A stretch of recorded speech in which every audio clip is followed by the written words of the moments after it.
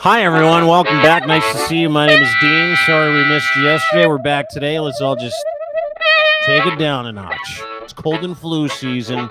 I was busy, couldn't breathe. One of those things, not much of a complainer, and I don't feel like spending the show, especially to start talking about having a cold when that's all people talk about anymore. Who gave me this cold? You give me that cold? Who get the cold? Give me the cold? You know you could have given me COVID. You know you could have done this. What are you doing coming in here? What are you doing going over there? What are you doing going to work? You should be wearing this. You should be doing that. No, man, cold and flu season. I got it. Couldn't fucking operate yesterday, so I wasn't here. Anyway, we're back. Nice to see you. Lachlan Cross is here, 957 Cruise FM in Edmonton, morning show host of The Locker Room, Canada's best rock and roll radio morning program, kids. You can listen. You were too kind, sir. You were too kind. Wow, I was talking to your boss today, and I told him that too, by the way. I'm like, it's probably the best rock and roll morning show in the country. I don't think he disagreed. Well, you know, we have anyway, 957 right cruisefm.ca is where you can listen every day. What do you have happening now, my friend? We have, I don't know, what is it that holds air in an area? Is it low pressure or high pressure zone or what? I don't know. I think low pressure. I'm going to go with low pressure. I don't have a definitive answer, but it seems like it would make common sense. I haven't chatted with Josh Clausen about this, so I'm unfamiliar with what's going on technically, but we're socked in. So we've got like a special air advisory warning happening in Edmonton. So, yeah. And so we got fog, like ice fog hanging over the city, which makes the visibility a little questionable when you're driving. Yesterday was worse than today. Flights are being canceled in the mornings until it lifts. But you can feel, I went for a walk with the dog and I can feel it. I don't get stuffy or I don't get headaches or I don't, do you know what I mean? Yeah. Barometric pressure. You got some shit going on out there. Yeah. Bothers your head. This morning I woke up, I thought I was hungover. And then I'm like, oh no, it's the air quality. Well, let's be serious for a second. I know you well enough, and I know me and my drinking days well enough to know that I have blamed hangovers on barometric pressure. Is there a change in the atmosphere? No, you had 43 beers last night, Dean. Locke? No, you had a bunch of mezcal. Locke, that's why you got a hangover. What do you think I do? What do you think I'm new? Do you think I'm new to this game? Do you think I'm new to the game? You're blaming the quality advisory. Sure of it. My eyes are on your Wednesday hangover. Yeah, that's right. Yeah. Anyway, can I just before we get started, because I know you got a lot to go. Yeah, you got a lot planned, and we're ready to go, and everything like that. I just want to take the time to thank you, from the group that was forming behind the scenes. I was sort of the leader, and it was a lot like a support group, I think. But we were planning meetings about you leaving your wrapping paper out. So the fact that you've cleaned it up. Removed it, yeah, it's good. We're all thankful. I couldn't have you. All of us. No, it's you, dude. It's you again. It's your OCD because you're fucked. All of us are grateful. Thank you. Just right? you, right, gang? You did it. It's just you. It's just you because you're OCD. That's all it is. Doesn't matter. I'm happy to move it for you if it bothers you that much. It was just wrapping paper in the background. It's driving me. I know it was, which is fucked. Like of all the issues in the world that are facing us and you today, you fucking were triggered by the wrapping paper. Listen, I realize my pettiness. I'm well aware of how petty I can be and how, yes. Yeah. Where's Linz today? Why don't we have Linz? He's working. He's got a job. He started a new gig today. Quit an old gig, started a new gig. He's got a day job. All right. Yeah. So it's just you and me. And then coming up in about 45 minutes, you know who our friend is, Nate Pike from the Breakdown Alberta podcast. The Breakdown of Alberta, which we're watching right now. Your province is a fucking shithole of stupidity. I've been sort of, I haven't been keeping up. What's going on? Danielle we'll wait Smith till Nate lied comes about in. Yeah, your premier's fucking QAnon freakazoid. She's like every person in her cabinet's like a fucking Jordan Peterson incel loser. It's the best, dude. So we're gonna go over the litany of bullshit that happens in your province on a day-to-day basis, which is fun, and I'm excited for it today because we don't often like. I don't like politics anymore. I'm fucking tired of it. Like I'm paying attention to the fucking politics in this province. But what's going on in Alberta is just too weird. Like, it's just too weird to comprehend. You got like this woman who is a failed radio host, QAnon, like really technically dumb, just a stupid fucking idiot. But she's a full-on conspiracy theory. She's eating horse paste. She's the premier of your province, and she brings in all these incels, kids that have never been loved. A lot of young men whose parents bathed them and took their fucking temperature rectally till they were 30. And they're part of your cabinet. You got like fake medicine running around now. You get people fucking like, dude. Alberta is a mess, and it's like this weird like. And one of the things that happened from Alberta, it was like yesterday. I was watching this video, and everybody was talking about this girl named Jessica Robb. She's a reporter. I think she's in Edmonton, if I'm not mistaken. Oh, yes. We talked about this on the locker room, too. She had an episode on live TV on Sunday night on CTV. Mm-hmm. Yeah, Jessica Robb is a reporter. Was it in Edmonton? Is she an Edmonton reporter? Is that correct? So that was in Edmonton. She's a local. She and it was live. It was live on camera. Yeah. So this is why we're not having Nate on for this, but this is a nice little lead-in. Yeah, exactly. She's on the street. She's doing a report, and she has a seizure. Now, people in Alberta, there's a heavy fucking anti-vax, anti-science, very religious organization, a bunch of organizations. No, there is. And then there is. Not heavy. It's heavy. It's heavy. Here, Alberta's fucked. And it may be a representation, a percentage representation that might be a bit higher than other provinces or comparable to some of the, but I don't think it's heavy. It's the same thing when everybody talks about the Maverick Party or, the group that wants to separate from the rest of Canada. When you boil it down, that group is a very small percentage of the population. Like we're talking less than 5. Well, ask Nate. No, yeah, we'll ask him. I want to talk to him. The problem is they're loud, Dean. Yeah, I know they're loud. They're loud. They're small, but they're loud. Right? No, but they're also not like they're not as small as we think. Like I think it's like the bike lane community.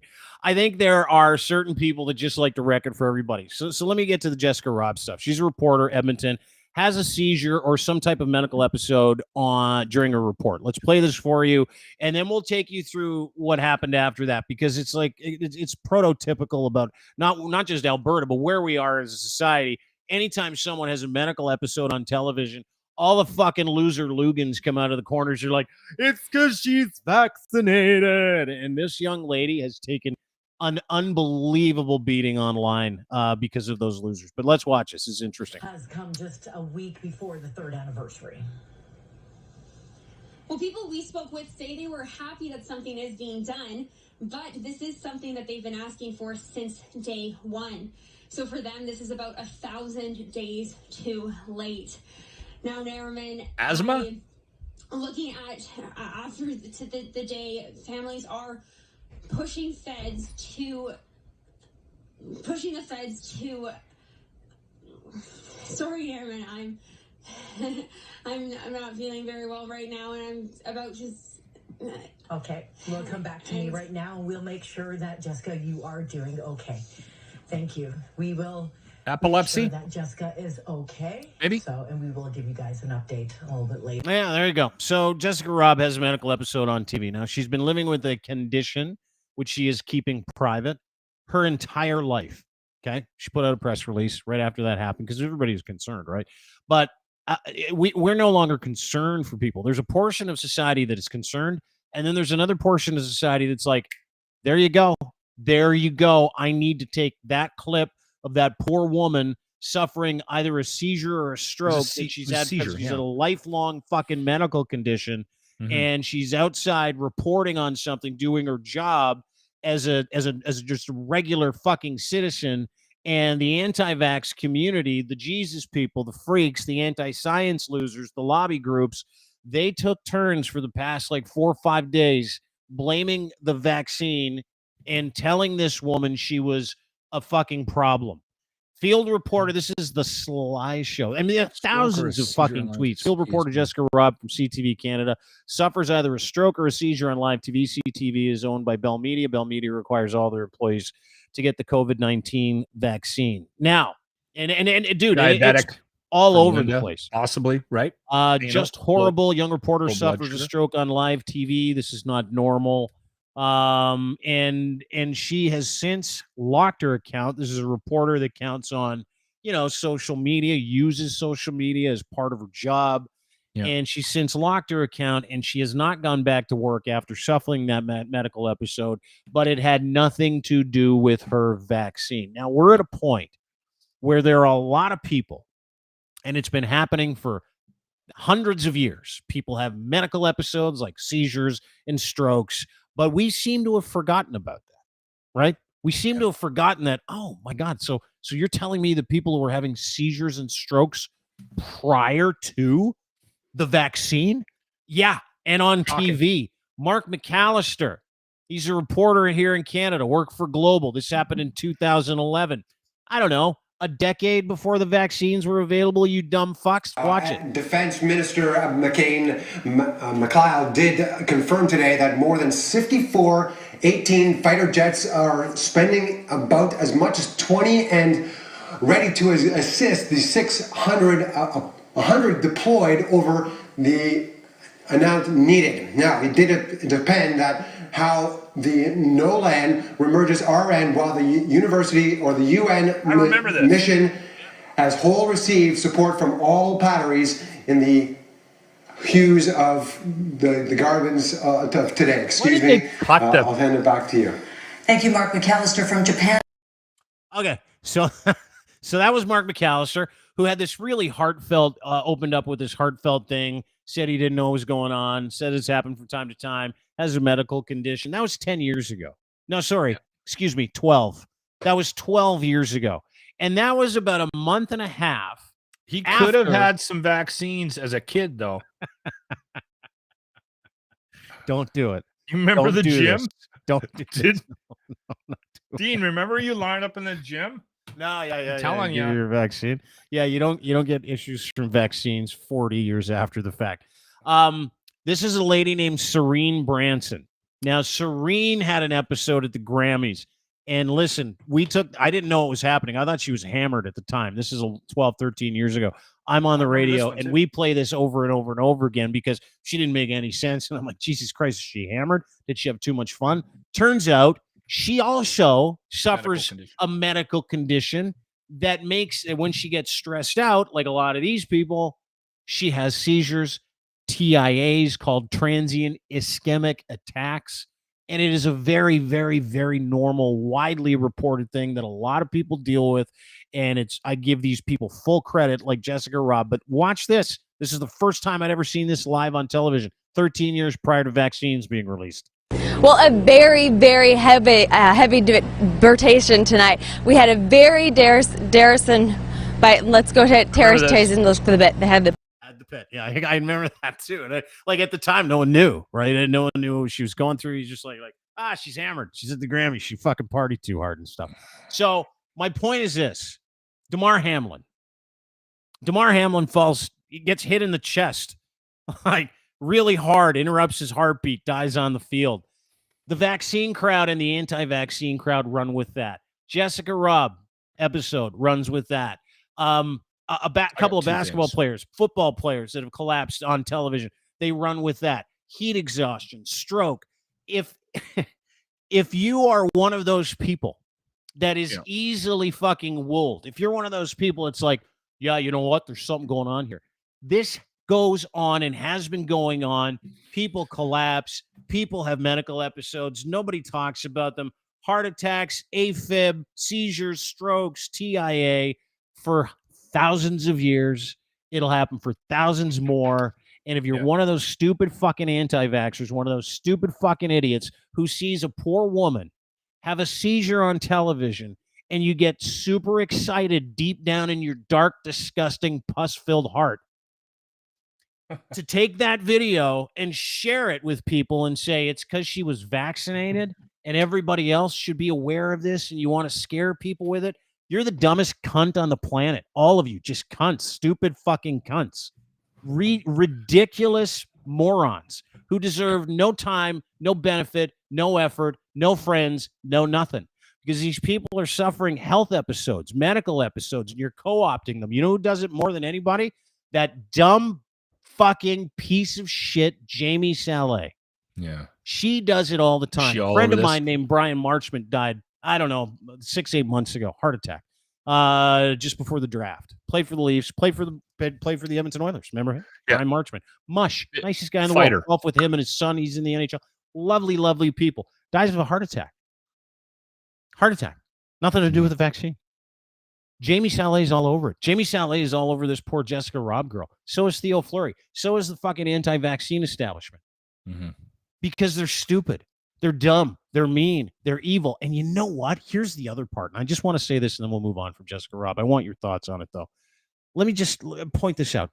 Every time someone is hurt, visibly hurt on television, the anti-vaccine crowd gets so excited, don't they? Yeah. They want people to collapse. They need people to collapse. They want people to be sick. They need people to have seizures. They want people to have epilepsy because it's just another and another and another opportunity for them to take something, show it to their fucking stupid friends and the rest of the world and say, maybe I am right now.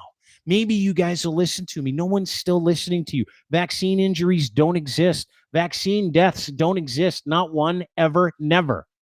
So while you're standing there making fun of this poor woman, Jessica Robb, just a reporter, just doing her job, while you're fucking sending those things out for fucking online clout to try to convince the people around you, including your stupid family members, that you're not as dumb as they know you are, it's not working. We know you're an idiot. Every single tweet and every fucking Instagram post you put out with that poor woman's name or anybody else who suffered a medical episode, who's died, like Damar Hamlin fucking died on the field. From being hit in the chest. And the anti-vax crew, like Stu Peters and the fucking died suddenly Stu crew losers, are all like, you don't even know how bad it is out there. Well, no, we do, because we've been seeing it all the time. What is it, like Len Bias, Hank Gathers, basketball players that died 30, 40 years ago from collapsing on the fucking court. One from coke use, the other one from AFib. Yep. And people are like, I mean, Jesus fucking Christ, you stupid idiots. You're the dumbest people in the world. And I literally, my friend took his dog to the vet for the last time. You know what I'm talking about? The last visit to the vet. Yeah. 16-year-old dog, last visit to the vet, because he said, you know what? His quality of life, it's just useless. He just sits there and takes up space and he's in misery. We should do the same for some of these people. We should do the same to Jamie, Theo, everybody else. We should take some of these people to the vet for their last trip. I didn't think that's where we were going with that. I thought maybe they were saying that the spike proteins killed the dog.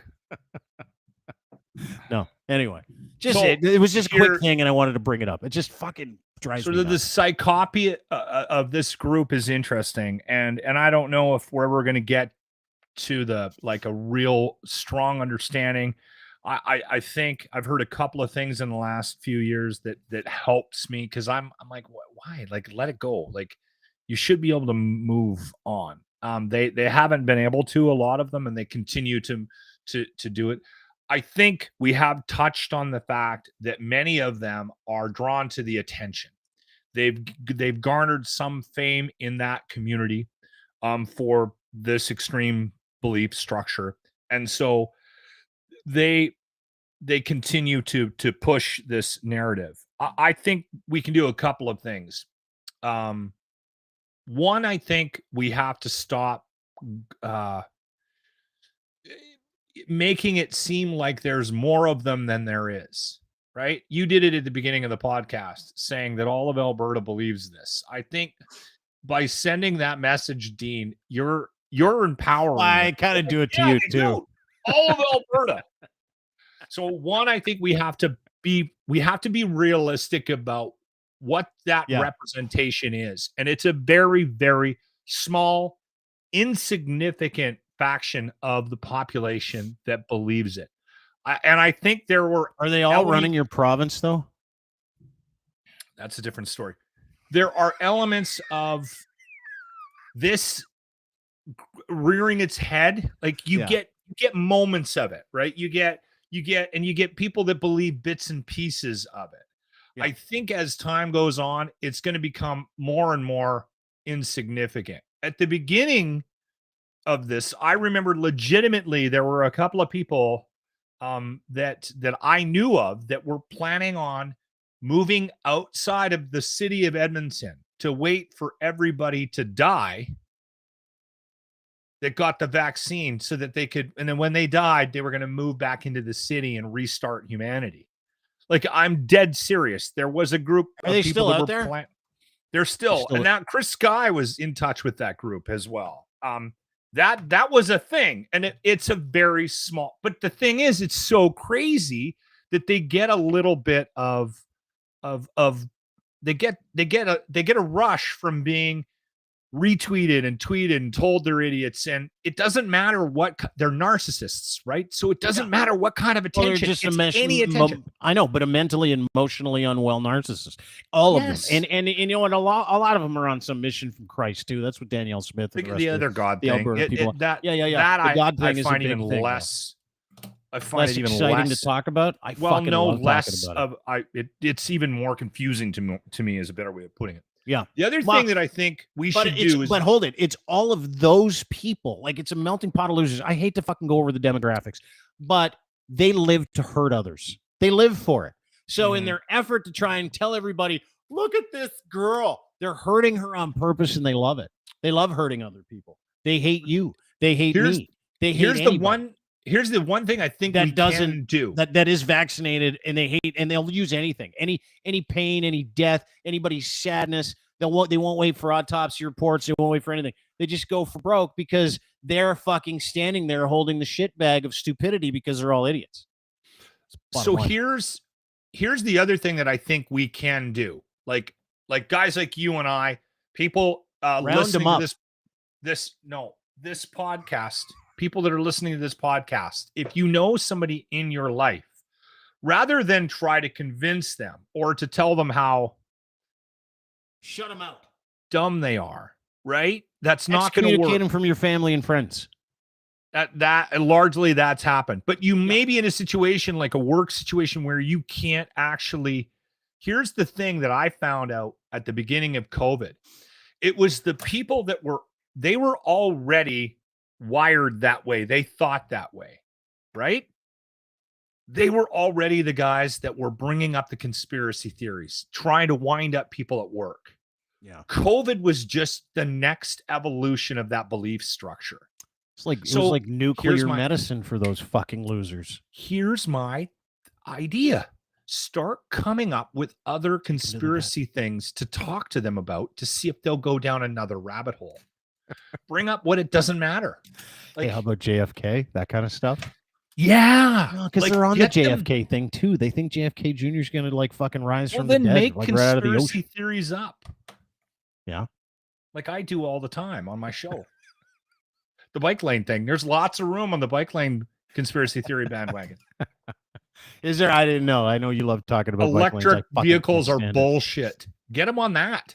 Get them talking about that. You know how much a replacement battery is, Preston? 18 grand. What the fuck is that? Yeah. I'm going to be burning coal. I'm going to be rolling coal till I die. Get them on that, and then you don't have to talk about COVID. Yeah, I know. You don't have to talk about vaccines, right? Because I'm done with it. I know. I am too. I put out a tweet. I'm like, fuck the vaccines. But like this poor woman, like she's been fucking beat up. My last and so I felt like it was really important we advocate for her and anybody else who's had a medical episode that has nothing to do with vaccines. None of them do. I needed to get that out. I needed to tell people Jessica Robb had a medical episode, as did every single person who these dumb fucks like to take videos of and put in these collages and go, it's because Pfizer and Joe Rogan was right and Dr. Malone and your fucking spike proteins and your wiener and fuck you, you stupid idiots. You're all wrong. Here's my other evil advice. And mean and full of shit, and you're all going to hell, all of you, and it's gonna hurt you. It's gonna be painful. You have to put up a shield. Yeah. You have to put up a shield when things like this happen to you. Unfortunately, I'm not sure. I mean, everybody's got a different personality. If I had a moment of TIA on my show, I don't think I would be able I'm pretty sure, and this is not a condemnation of Jessica Robb, because she looks like a sweet girl, right? I just think that I have the type of disposition where I would be able to handle that a little bit better. And maybe it's a little age, maybe a little more experience, but you have to put up, and if I had Jessica Robb's phone number, I swear to God, I'd call her and I'd help her through this. You have to put up the I don't fucking care what you say shield. And if you present that shield, which a lot of us are good at, I'm very good at it. It's harder for people to penetrate your psyche and get underneath your skin. But right? To me, it's not about that, though. Like, to me, it's not about, them getting after this woman and this woman deciding she's going to lock her account and, handicap herself at work. This is a poor person that went through a fucking live medical episode on television, and she's being not just bullied and harassed, but she's being co-opted. They're using her, telling lies about her, furthering her medical disinformation from a crew of people who think getting a vaccine is medical tyranny. From a group you got to of be people able to tell who these think, people, though. But hold it. From a group of people who think, they literally have said for I don't know how long, that my vaccine status is my business. All of those fucking losers and stupid, fucked up religious morons that contemplated publicly about why that woman had a problem are co-opting and doxing her medical history. They're predisposing her to what they think her medical history is and should be, while they've been screaming about privacy, my body, my right for the past fucking 2 years. So you know to what me, she should have? These you know what people she should be taken to the vet for the last time. Go ahead. What was your point? You know what she should do? What's that? I would have trolled them. I would have come out and told everybody what I have, and then told everybody that the vaccine, I couldn't take it because it would have countered my epilepsy drugs. Yeah. So then you just shit then stop you're them lying, right away. and then people will look into her, and then she just wants to fucking go to work, dude. She doesn't want to be the story. This poor woman doesn't want to be the story. None of these people. Damar Hamlin the other day when he fucking got hit in the chest, he didn't want to be an anti-vax story. He wants to buy toys for kids and go play fucking football. But these people won't let him. And no one will let anybody fucking live their lives because those people are still stuck, dumb, fucked church people. I'm not criticizing anybody for how they've handled this type of onslaught. I wish I could be a counselor for some of them. Again, I wish I could step in and go, let me handle your social media account just for a day. Please. I'll be that you, as a service. but as me. Yeah, we should offer that as a service for people who are like, can someone fight back for me on Twitter? I just don't have it in me. I'd be like, I'll do it. Do it for free, maybe even. Locke will do it for fun. I would do it. I would do it for free. I would just eat their eyeballs all day. I would just sit and drink coffee and just stay up for 24 hours. Shit all over them. Just shit hammer them. Would you do that? Right? I would. I absolutely would. There's a bunch of stuff I do. In most situations, I think the most logical situation is you block them and you just move on, right? You have somebody that just sits there and blocks them, right? I think that in her situation, I think that's the right thing to do. But there are some situations where I think you need to step up and call these people out for what they are on a public format, right? Yeah. I shut down conversations all the time. Some of them I'm wishing would keep going. Like I had somebody complaining about my vegan t-shirt sales, right? Recently? And very recently. Well, your shirt says I hate vegans. But he was like, you should try to sell your fucking t-shirts on Facebook. And I was like, thank you, Daryl. That's a great suggestion. I'll put a link up on Facebook as well. You have a great day. And that shuts down, like, because he doesn't know where to go. But it doesn't shut down that group of people who are going to work every day. They pack their lunch pail.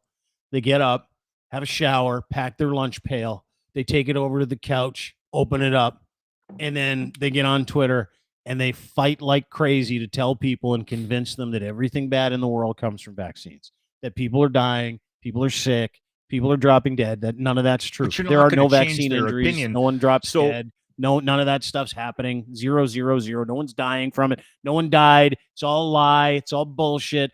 And then there are people that are on the receiving end of this that actually are being painted as vaccine injured or vaccine death. Like that movie Died Suddenly that Stu Peters put out, that fucking loser radio guy in the States.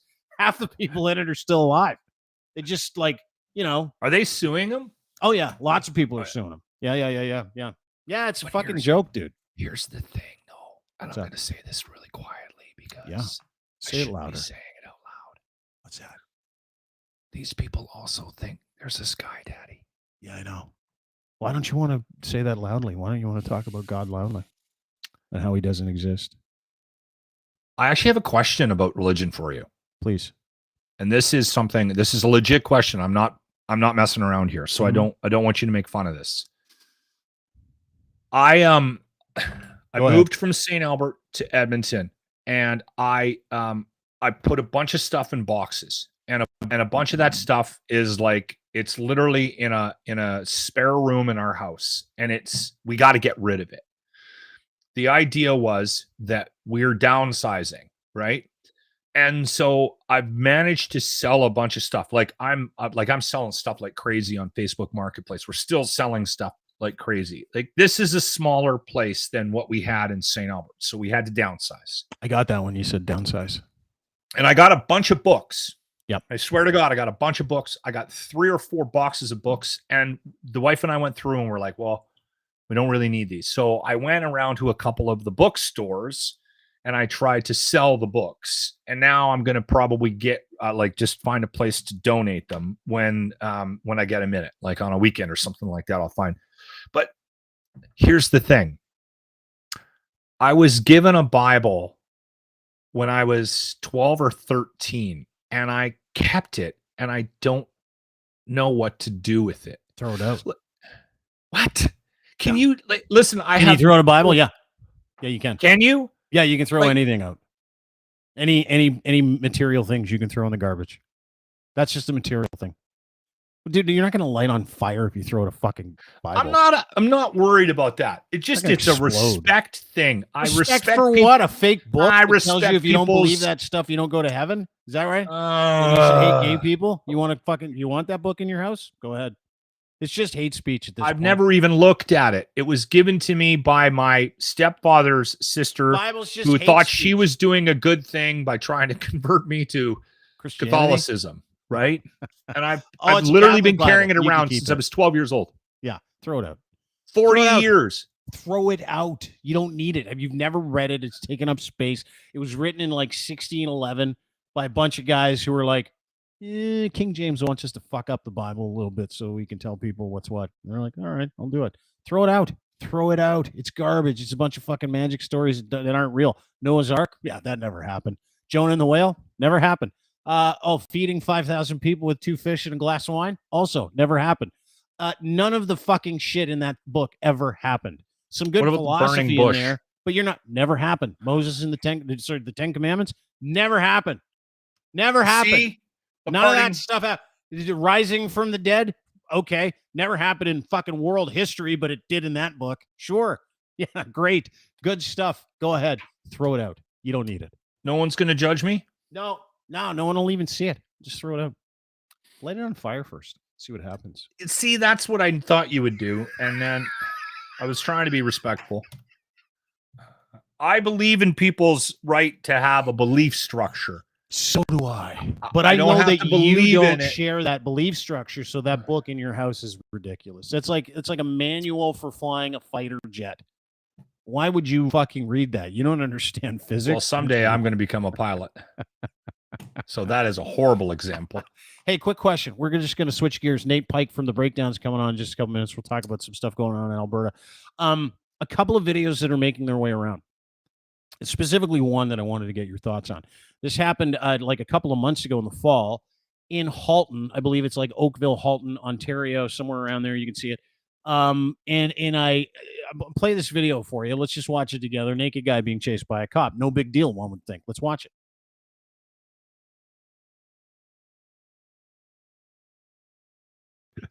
That's a big dude. you see that guy? I play that again. Play that. He's moving quite quickly for him. He's a big cat. So I want to get to what we think Is he? this might be. Hold on. Play it again. Yeah, That's like I'm going 3 to. seconds. Is he Yeah, I'm obese? going to. He's a fat guy. Yeah. Let's just talk fucking layman term. Fat guy, naked guy running from cops. This is Okay. like sometime in the fall. You can see the leaves in the background, but I can't see his wiener, and we're going to get to that in just a second.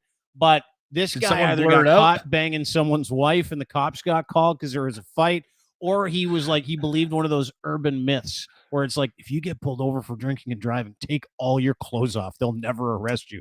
That's There was not a the weird case. story here in Leduc. Look at this guy. And he's not- booking it. He's For really a fat booking. guy, he's moving going. super fast, He's but he's definitely super going. naked. Like, okay, we've got And that's Toronto. yeah, this is Toronto. It's Trafalgar Road. And this is I'm in the seeing a bit of Oakville ween. area. I'm seeing a bit of I see ween. balls, I see some darkness, which may be hair, but I don't see any penis. He's not good at maintenance. I think No. that's part of the issue. Is he got fat guy small dick syndrome? I think so. I think he's got the fat guy small dick deal. And he's being chased by a female cop who's also booking it. But She's really giving her too. she really is. I bet you she reevaluated her decision to join the police force that day. So here's the question I would have for you. Because this is the only question I had after. Everybody's like, what was happening there? I'm like, I don't know. Fat guy getting chased by cops. I could care less what was going on there. Yeah, but what led to that? I'm like, who knows? I don't know. It doesn't matter. Maybe he got caught trying to bang some guy's wife. Maybe he was naked in his car and the cops tried to arrest him. And he's like, I'm out of here. Booking it for a fat guy, though. Big boy had wheels. Just wanted to point that out. Guy could run. But what happens to fat guy dicks? That's the question that I have. You lose with every 30, 40, 50 pounds, you can potentially lose an inch. Really? Yeah. It's odd you break this up because this morning I did a Dr. Locke segment about how losing weight can lead to a larger penis. There's clearly a connection between the visual component, right? If you lose some weight, there's a relationship between weight loss and penis size based on just the amount of fat that covers that area. So you're gonna gain some momentum in that regard, but you do lose. It retracts a bit with the more weight gain that you, the more weight you gain. Yeah. Yeah. You're kidding. I didn't know that. It's a fucking If you are obese, you might suffer from buried penis syndrome. This causes the penis to be buried or hidden under your suprapubic fat pad. And it's not easy getting rid of that weight, apparently. That suprapubic fat pad, is that correct? Yes. And again, the segment this morning, this is why I learned about it for Dr. Locke this morning.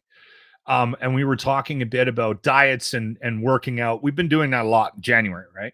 Yeah. And there's obvious, if you exercise, it's good for you, but it's very difficult to target certain areas of your body for weight loss. And that is one of those areas that's very difficult to target. If you gained a bunch of weight in that area and you're dealing with, a loss of show, it's all diet, man. You're going to have to get rid of all your refined and processed foods.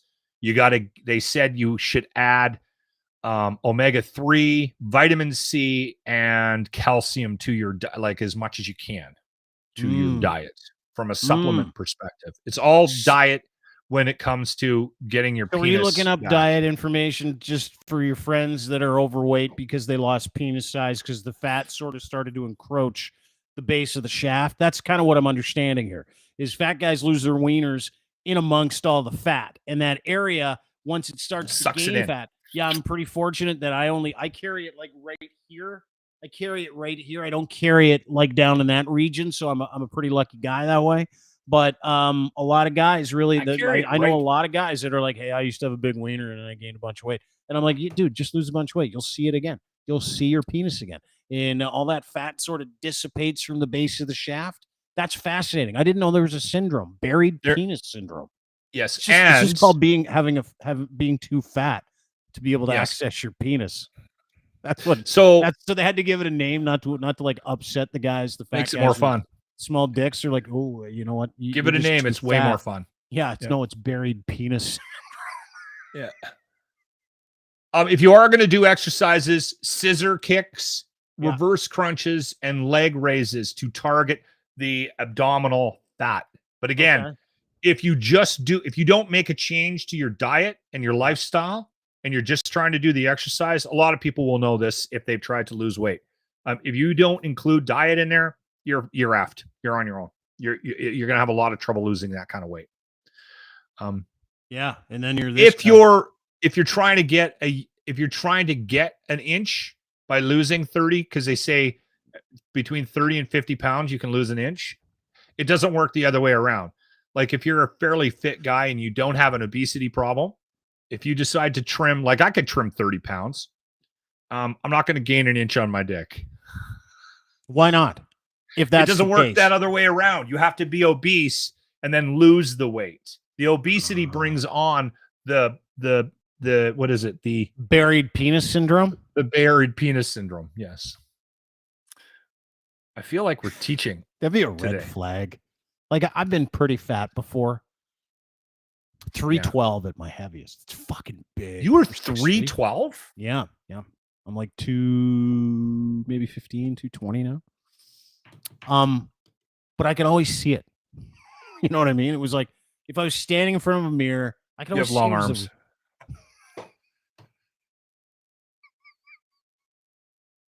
Could always get to it. Could you imagine the pain, the suffering of men out there that are so fat that they like stand naked, getting ready to get in the shower.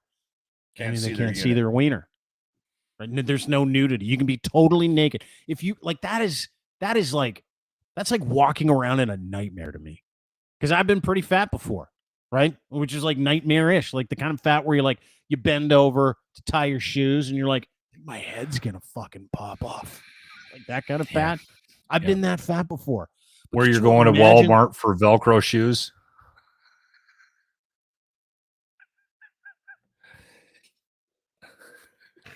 You got to go to special stores to buy belts, like that kind of stuff. It's tough. Guys. Fucking I've been big together. I've been big. Have you been 312? Have you been like? No. Have you been can't see your dick fat? Have you been that fat before? 265 was the highest. And I know I was 250, 265 because my wife was concerned about, she wanted to go zip lining. We were in Mexico and she was concerned about the weight restriction. So she said, hey, Tubby, get on the scale. I want to know how much you weigh before we head out there. Because if you're not allowed on this thing, I don't want you getting on it. So I tipped the scales just below 265 and we got in the line and I had the gear on and everything. And we're about to go on the zip line. And the nice woman goes, we're in the middle of the fucking jungle too. And she's like, my wife goes to her, do you speak English? Yes, ma'am, I speak English. And what's the weight restriction? Of course, my wife is going to make sure that she does it loud enough so the entire fucking lineup can hear too. Yeah. And she said, about 260 pounds. And I said, well, I'm a little heavier than that. I'm 265. Should I get on it? She goes, you'll be fine. And I almost took out an entire village of pygmies that day. When you're 265 on a zip line that has a weight restriction of 260, you pick up speed. I was doing 400 kilometers by the time I hit the end of that thing.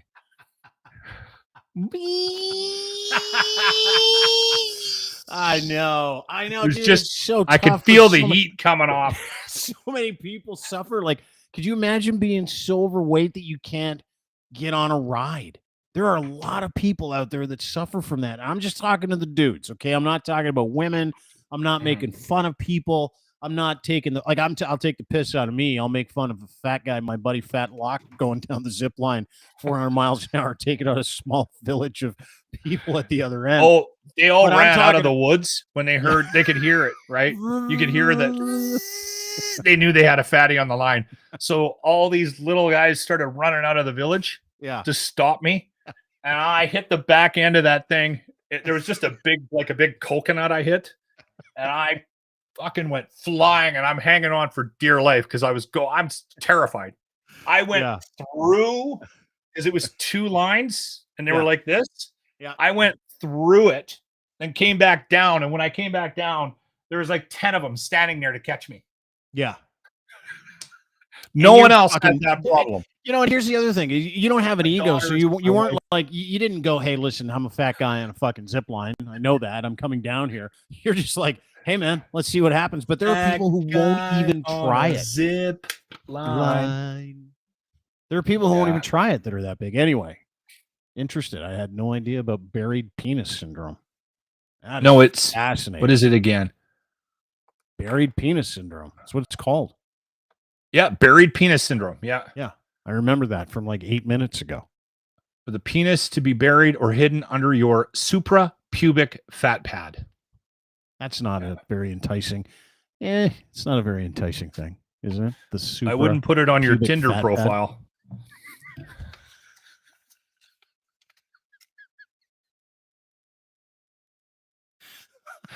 You should see my suprapubic fat pad, ladies. When they put like disease free in their Tinder, herpes okay, buried penis syndrome okay. Poor time, tough time for big guys and girls, especially big guys. Reminds me of this guy. Bitte seien Sie achtsam. Zwischen Bahnsteig und U-Bahn-Tür ist ein Hatful. Ausstieg rechts.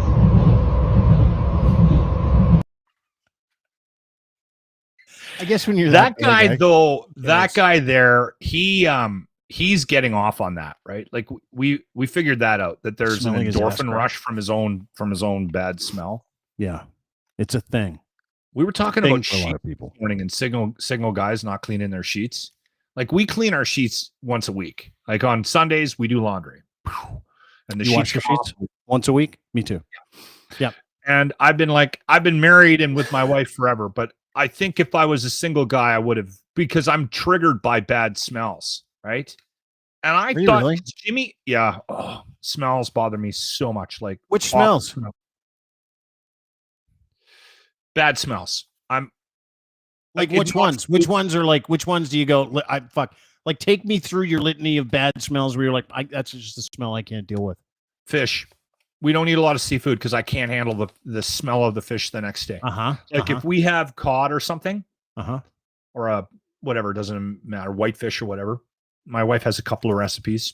I will take the garbage out that night, no matter where it's at, because I can't come in the house the next day. What about other people's breath? Breath is a bad one. Other people's ass, other people's breath. Nah, someone can fart. I wouldn't have a problem with someone farting. It's breath. When someone has like that kind of breath where you're like, are you dying? Like that kind of breath, that fills ass the room. Face, I call it.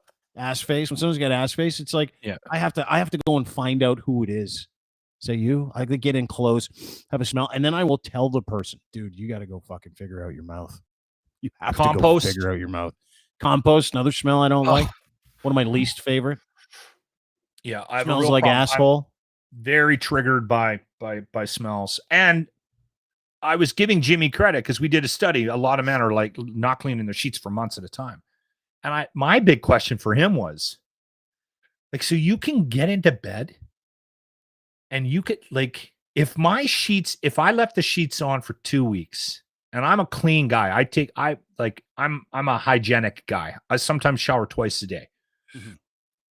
If I could smell my sheets, if they were funky, they'd be coming off like that. How do people live like how do you crawl into your bed if the bed is stinking? Smells. That's a great question. And not many people fucking clean their sheets either. That's what this study was about. Like it was just about huge sheets, percentage like how of often people clean their sheets. Huge percentage of single guys take months to clean their sheets. Like I'm telling you, 3 weeks in, my sheets would start to stink. Yeah, 4 months was like the average.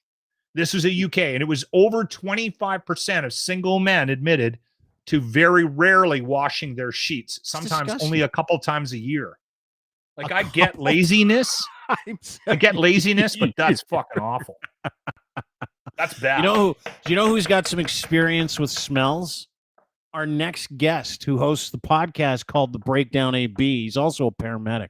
He's a medical professional. Ooh. So he knows a couple things about smells. Nate Pike getting a joins dose us, of ladies and smells. gentlemen. How's it going, gentlemen? Good, buddy. We're talking about stank. First of all, I just came in at the wildest moment right there. You did. First of all, great to see you. Belly Thanks for button doing this. smell too. That one. I don't mind the belly button smell, and I also What? don't mind the toe jam smell. It doesn't bother me. It's not like something I don't like jam my finger in my navel and have a whiff. But when you clean it out, sometimes you might smell. It's just fucking lint. It's just like belly button lint. Imagine when my belly probably button was change much your mind bigger. on the toe jam smell. Like, I'll maybe bag up some of mine and fire it at you. No, I'm good. Nate, smells. You have smell issues as a paramedic? Is that something you got to get over real quick? Oh, you get over it real quick. You get over it real quick. Yeah. Yeah. Because there's some houses you have to go into as a paramedic where people might be hoarders, maybe not overly clean. That's not every person that a paramedic responds to is alive. I mean, you said it. In one piece. Also that. Sorry. There's a certain smell when something falls off and it sits there for a while. Yeah. Right. Yep. Yeah.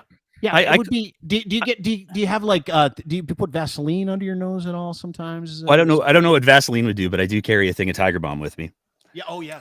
So you put Tiger Balm underneath your nose? Yeah. When things are really tasty, rank. then that's when the Tiger Balm comes out. I keep it in a little pocket right on my little vest. Yeah, you should. Right. Yeah. I mean, that's really the drawback from any one of those. Medical professionals in general deserve all the awards. Specifically our first responders like you. And Nate, I mean that from the bottom of my heart. And we're going to get into what first responding in Alberta is all about right now. But you guys deserve all the awards because just by I can do the visual stuff, but the smells alone, it's very unprofessional to retch in the middle of treating somebody. I've never done that. I've never had the I've seen it happen. But I've never had the retching triggered at all. It's you get really smell blind really quick. I mean, well, and you're there to do a job too, I guess, right? That's exactly what I was going to say. So you're kind of focused on that. I guess and so. It would be a very difficult conversation to tell the guy, can you please stop shitting yourself? Well, I mean, work here. I was very fortunate or unfortunate, depending on how you choose to look at it, because when I was 18 years old, the only job that I could get at the time was as a funeral director in training. Oh, wow. I had a title. I don't remember what the title was, but that threw me into the deep end of the pool. Smells. I only lasted about 6 months. But it set the bar pretty high for, oh, that's a thing, I guess. Okay. Good to know. I was unaware of that smell ever existing before today. Oh, now I know about my career. Yeah, this is good. Let's just say that yeah, we'll leave it at that. Yeah, that's to say that you didn't become a funeral director. No. Nate Pike joins us. The Breakdown is the name of his podcast. A great one. Been a fucking another busy week in Alberta, sir. Where do you want to start? Because Lachlan and I started making fun of the province of Alberta being run by a bunch of incels. I don't care where you want to start, but you had an interesting press conference yesterday. We had two. You had two been press a week. conferences. Did you have two? It's been a week. Dude, we had the press conference on Monday. That was an impressive train wreck. It was the one where the UCP came out and announced the affordability measures. So for anybody who's not familiar, one of the things that the provincial government in Alberta has announced that they're going to do is if you meet certain criteria in order to help fight inflation, they're going to be providing payments So if you're a senior and you make less than a certain amount of money, then you're going to be getting $100 a month for 6 months. If you have kids, then you're going to be getting $100 a month per kid for 6 months. Everybody's been sort of saying, so what's the deal with that? When's that happening? And they have continued to sort of push back the expectations. They had a press conference on Monday where they had 3 of their more let's go with junior ministers come out and try to handle a press conference on their own without any grown-ups present. And it was quite something to behold. The long and the short of it is that the payments are going to be much later than were initially promised. And for reasons that defy any sort of obvious explanation, the province has decided, rather than use the mechanisms that already exist with the Canada Revenue Agency, we're going to build our own whole thing. It's going to be great. We don't have problems with portals or that we never have an issue. Whenever the government goes, hey, listen, we know there's probably a better way of doing this, but we feel like we can do this. Yeah. It's always a shit show. Well, even just take a look at how many iterations of the vaccine records that they put forward, where the first one was just like a blank template, a PDF that you could download and enter your name because security or something. It's not the greatest track record, and they've now pushed the payment dates. No room for fraud either at all. No, like none at all. Well, that's the other kicker is this whole program. What they've said is you have to provide an attestation. So the rules are you have to make less than $180,000 a year, and you get $100 per kid. And in order to back that up, you just have to basically pinky swear. So hold it. Now, I got a piece of the press conference. I want to play it. And when you say junior minister, I commented on your video that you put out. Follow Nate at the Breakdown AB on Twitter, by the way. Fantastic follow. But if it literally looks like a Jordan Peterson concert. Like it looks like I mean, I'm not kidding. It's just like Incel City. Here's the clip that you're talking about. Look at the confidence on the individual. I don't know who this guy is. But Marty McFly wants his deal back. Let's watch this together. In COVID, there was a lot of programs required to be launched in a very short period of time, without the ability to let me rephrase that. We had to put forward a lot of programs in a very short period of time. The good news now is that we have been working for the last 2 months on developing this portal. Instead of launching something overnight, we have taken the time to do the due diligence, to develop a safe and secure system that is scalable, that can handle millions of users logging on at one time. That was not the case before. It is the case now. And I am confident that we have the best folks on the job, and they've been working hard since November. We have top men working on it, right? You know what? That guy served me an Americano 4 months ago. I mean, there's so much to unpack in that clip. Although it looks like, judging from the comments, that there's a whole lot of great barista. There's a naked guy running. I don't know what the deal is there. I just came in. But what's fascinating about that clip is, I mean, not only does that's Nate Glubish. He's the Minister of like Technology and Innovation, I think it is what the title is. So not only does he say, why did he get that what? job? Their bench strength isn't great right now. But I mean, he basically says, hey, yeah, we totally cracked. You look like a nerd. You get this appointment. What's your last name again? Glubestein? It just kind of works, buddy. So we're gonna give the Ministry of Energy to somebody else. Yeah. Do we have the naked guy running on the screen still? Is that what I'm understanding? That's what all the comments are saying. Okay, hang on. Let's just take a break. Hang on. I'm gonna go check this out because it might be actually happening. I'm gonna go look at another thing. No naked guy on the screen here. No, we're good now. No naked guy's gone. No, it's just us. Oh, the naked guy is on the screen running still. It's in the background now, though. So we don't have to worry about it. We have a tech glitch, but it's in the background, and we don't have to worry about it. That's the worst thing to have a tech glitch with. Hey, somebody get Nate on the phone. Hey, Nate Glubishine. Minister Glubish to come by and fix that. Yeah. Okay, so the super loser Nate Glubish that we just watched, that's him explaining that the government of Alberta is going to give a whole bunch of money to people, super poor people only making under 180 grand a year. Doesn't know how. With kids. You have to have kids. Okay, so that's a combined household income too, or something. I'm not sure. If you don't have kids, then you're just, if you make $40,000 and you don't have kids, you get the Really? So if you're super poor and you don't have kids, you don't get money. But if you're super poor and you have kids, you do get money. So Bingo. kids is the linchpin here. So Jimmy got fucked. Groomy. Yeah, Jimmy got fucked out of the money. Yeah, because he makes like a poverty wage working with you for sure. Oh, he's literally a paycheck away from eating out of a dumpster. Yes, and he's not getting the money. Okay, so now we told him to apply anyway. Where is that? How is that? Like, what the fuck? I mean, I don't even know what to ask you. What they've said, they're creating a digital ID, which is all kinds of fun because if you know anything about Alberta, if you say the words digital ID, people get a little bit squirrely. But they're creating a digital ID. People can sign up for the program. They can go to this portal. They then, as of January 18th, I believe it is, you can apply. Click the little I promise button, I guess.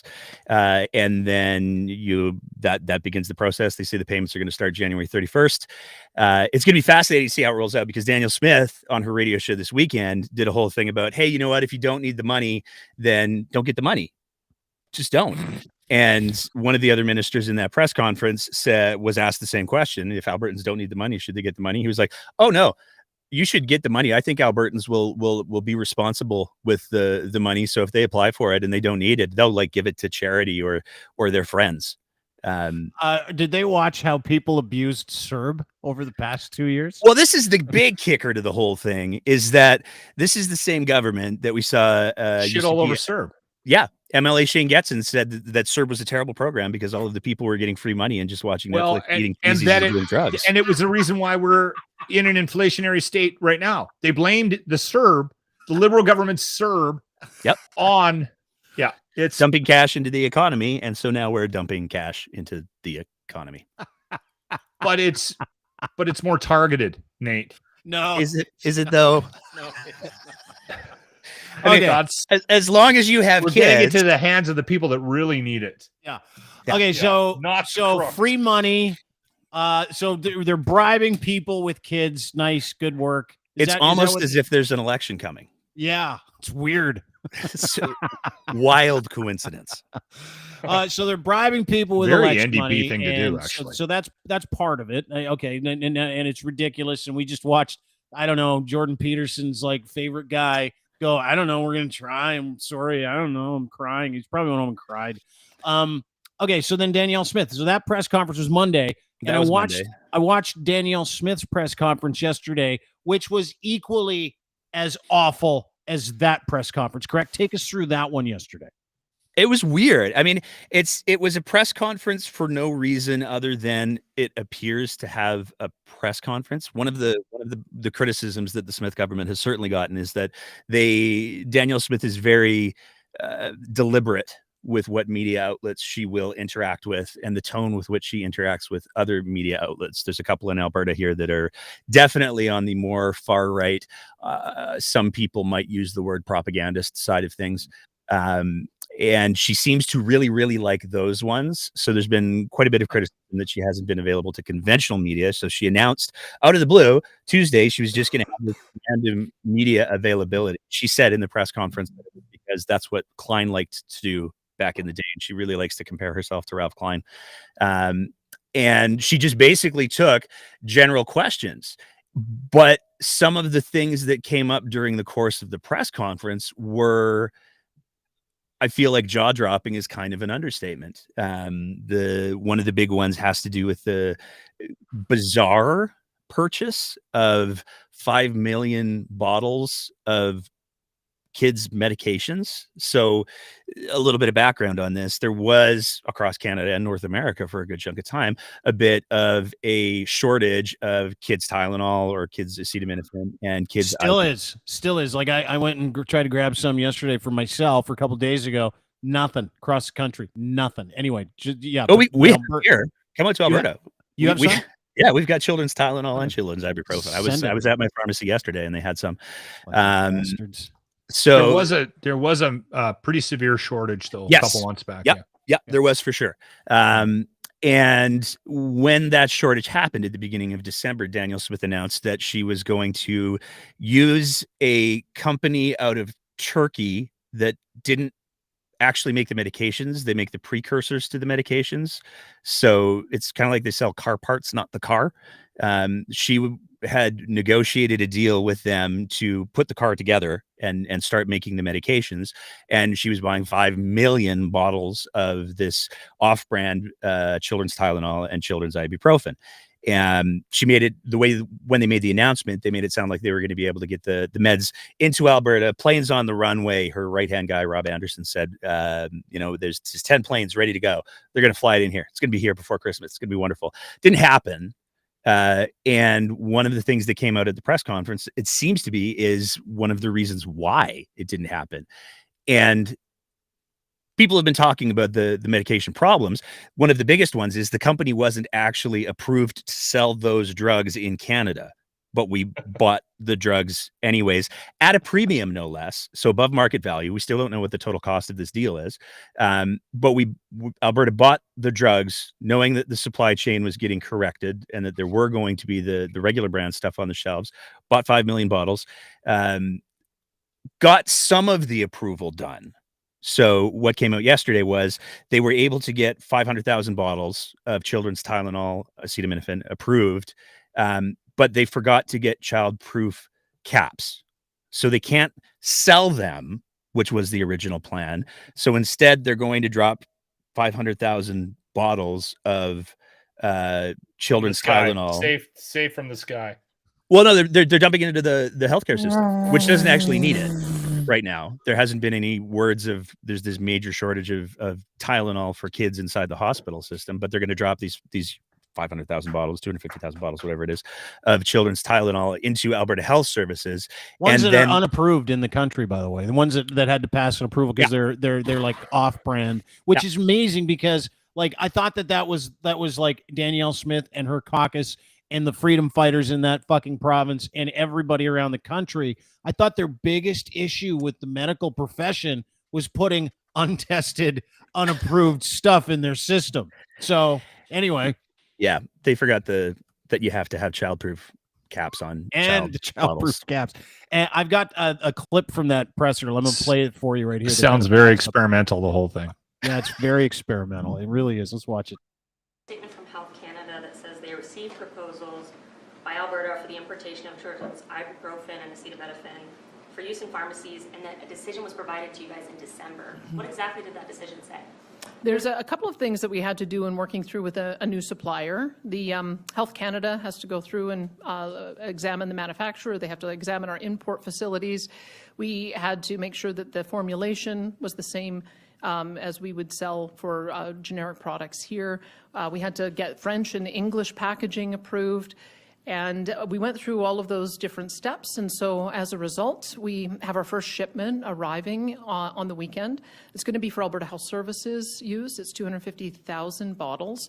The remaining 4.750 bottles is 4.750 million bottles are going to be subject to an additional delay because for retail use, you have to have a childproof cap.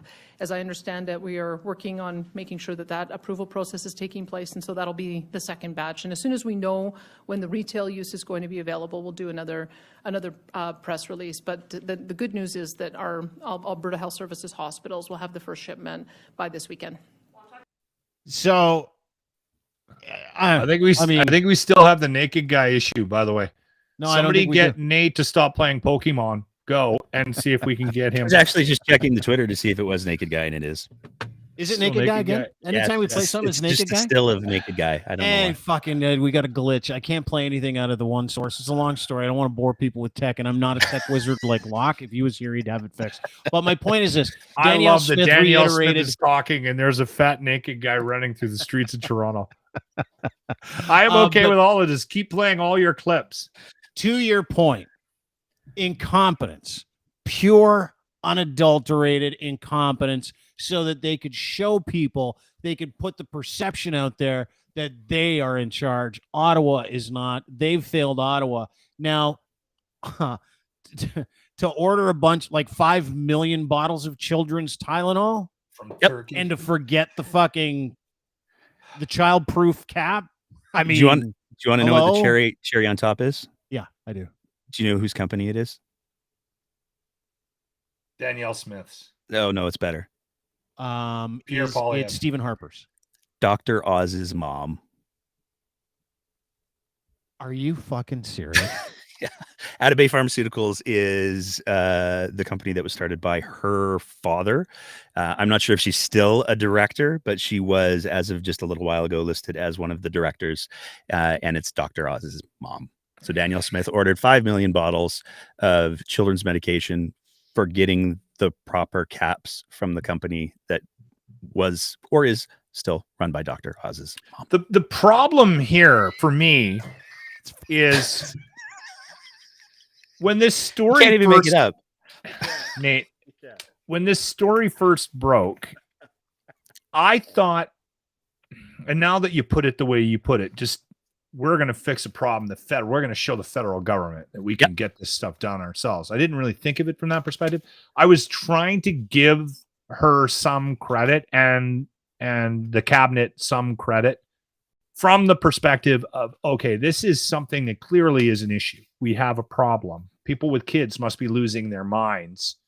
And legitimately, maybe this is a solution.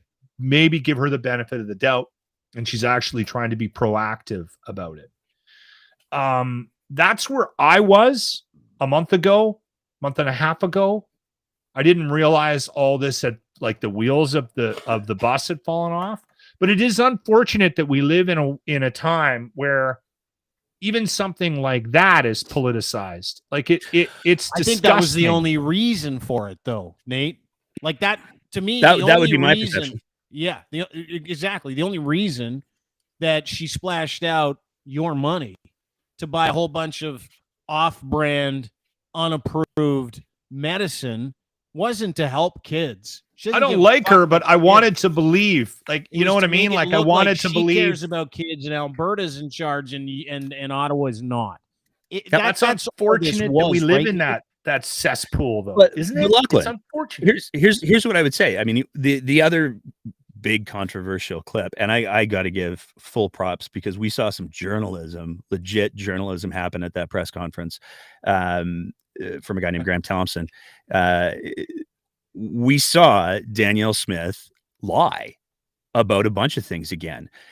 She was asked specifically about some of the policies that have come down the pipes from the federal government. And one of the things that Danielle Smith and the UCP have really done an amazing job of misrepresenting is the whole question of the just transition.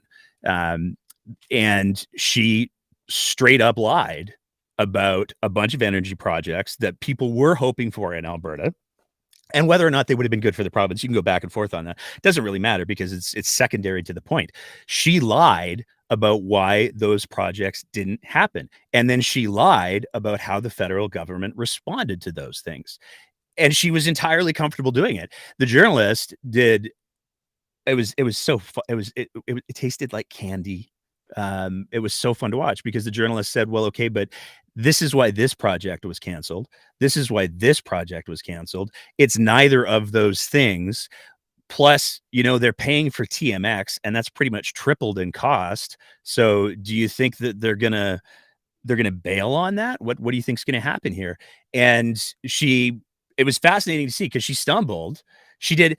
The problem with Danielle Smith is that I think that there's a very real competence question. Now, whether it's Danielle Smith, whether it's her advisors, whether it's both. I mean, we saw her right-hand guy is a guy named Rob Anderson. He's the guy who's crossed the floor 2 or 3 times. And according to some reports, was one of the people who convinced her to cross the floor from the Wild Rose to the PCs back in the day. But regardless of how her competence level expresses herself, she's really, really good at talking. And so there's a lot of people who looked at that performance and were like, well, yeah, but she spoke really good. And she lied. She stood up in front of Albertans and she just lied. And it was great to see a journalist finally do an amazing job. And it happened a couple of times in the press conference. I would argue that the same thing happened with that clip with the kids' meds, where the journalist says, okay, but it was refused and then you had to reapply. And Smith was like, well, it's a process. That's a way of dodging the question and not saying, yes, we had to reapply because we forgot children's medications had to have children's caps. But she lies. She just lies. That's all they do, though, man. Like, that's in the, the temperature's changed from 10 years ago to today. Is that it is perfectly acceptable to feed people all kinds of bullshit, to rage farm, lie, but the lies all center around what they can choose to do with a piece of information and who they can hurt with it, right? Well, it's all the only we people that seem to do it. What's that? It's all we have to fight with the feds. Like, it doesn't matter what the reality of the situation is. We have to blame the feds. There's a better example than the children's medicine, because I still think deep down, and again, I don't have to believe this. It's not gonna make or break my existence in this province. But I did try to give her the benefit of the doubt. Here's a problem. I don't think we're going to get any help anytime soon. Maybe is there a way around this? I'll phone my friend, Dr. Oz, and see if he can help me out. You know what I mean? Let's help the kids out. Was there also the bonus of making the feds look bad by creating our own supply? I guess so. It's disappointing, but there's even more egregious examples of this party, and it happens in all parties, but this one bothered me a lot. Is the federal government is trying to pass something that, like a safety net, Nate, maybe you have the more specific terminology, but a retraining process for anybody that loses their jobs in the oil and gas sector in Alberta, and retrain them for green gas or green energy jobs and they legitimately stepped up and said, we don't want your help.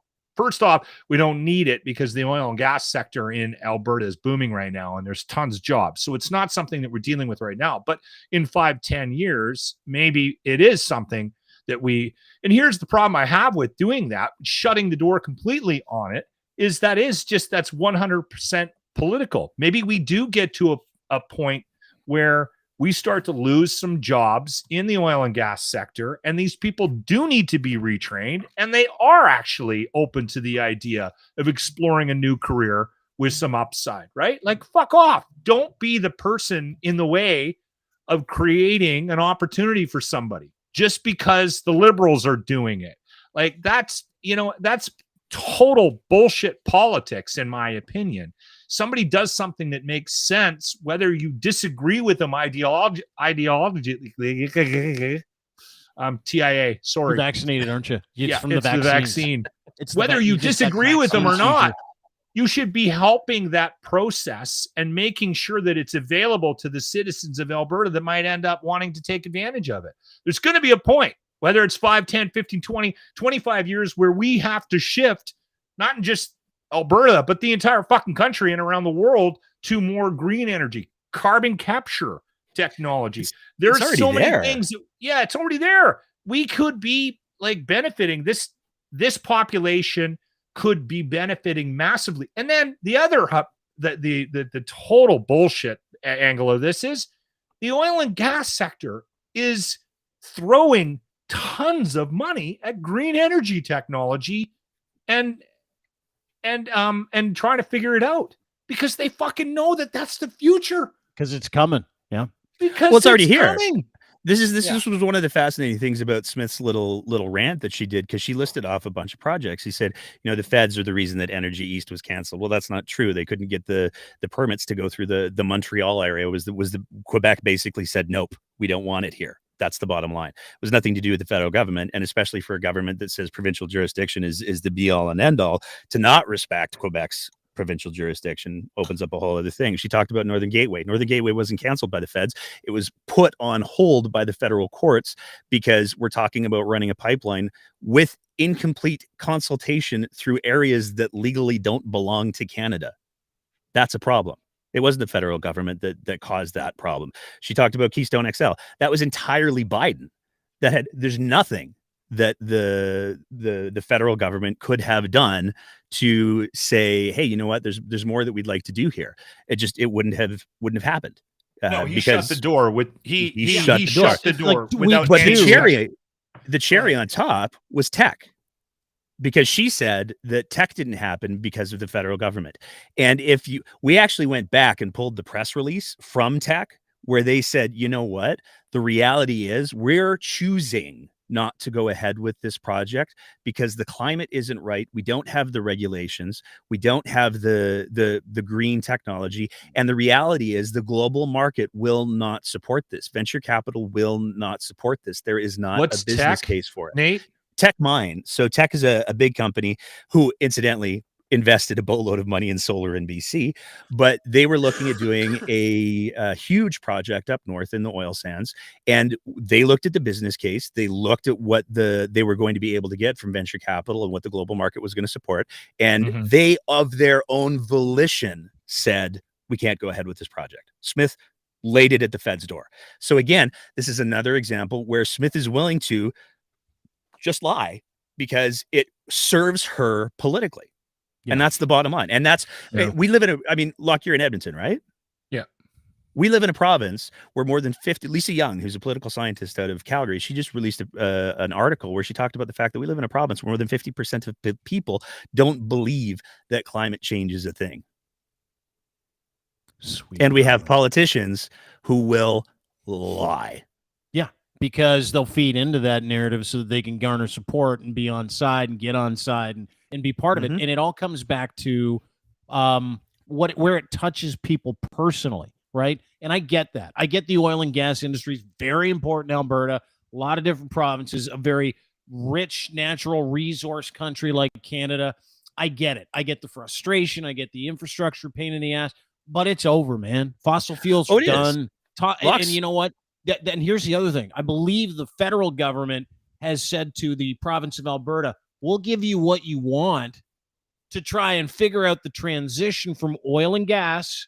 We'll retrain all your oil and gas people. We'll pay for all of it. And we'll figure out a way that we can make Alberta the green energy capital of the world. And we'll pay for it. We'll help you.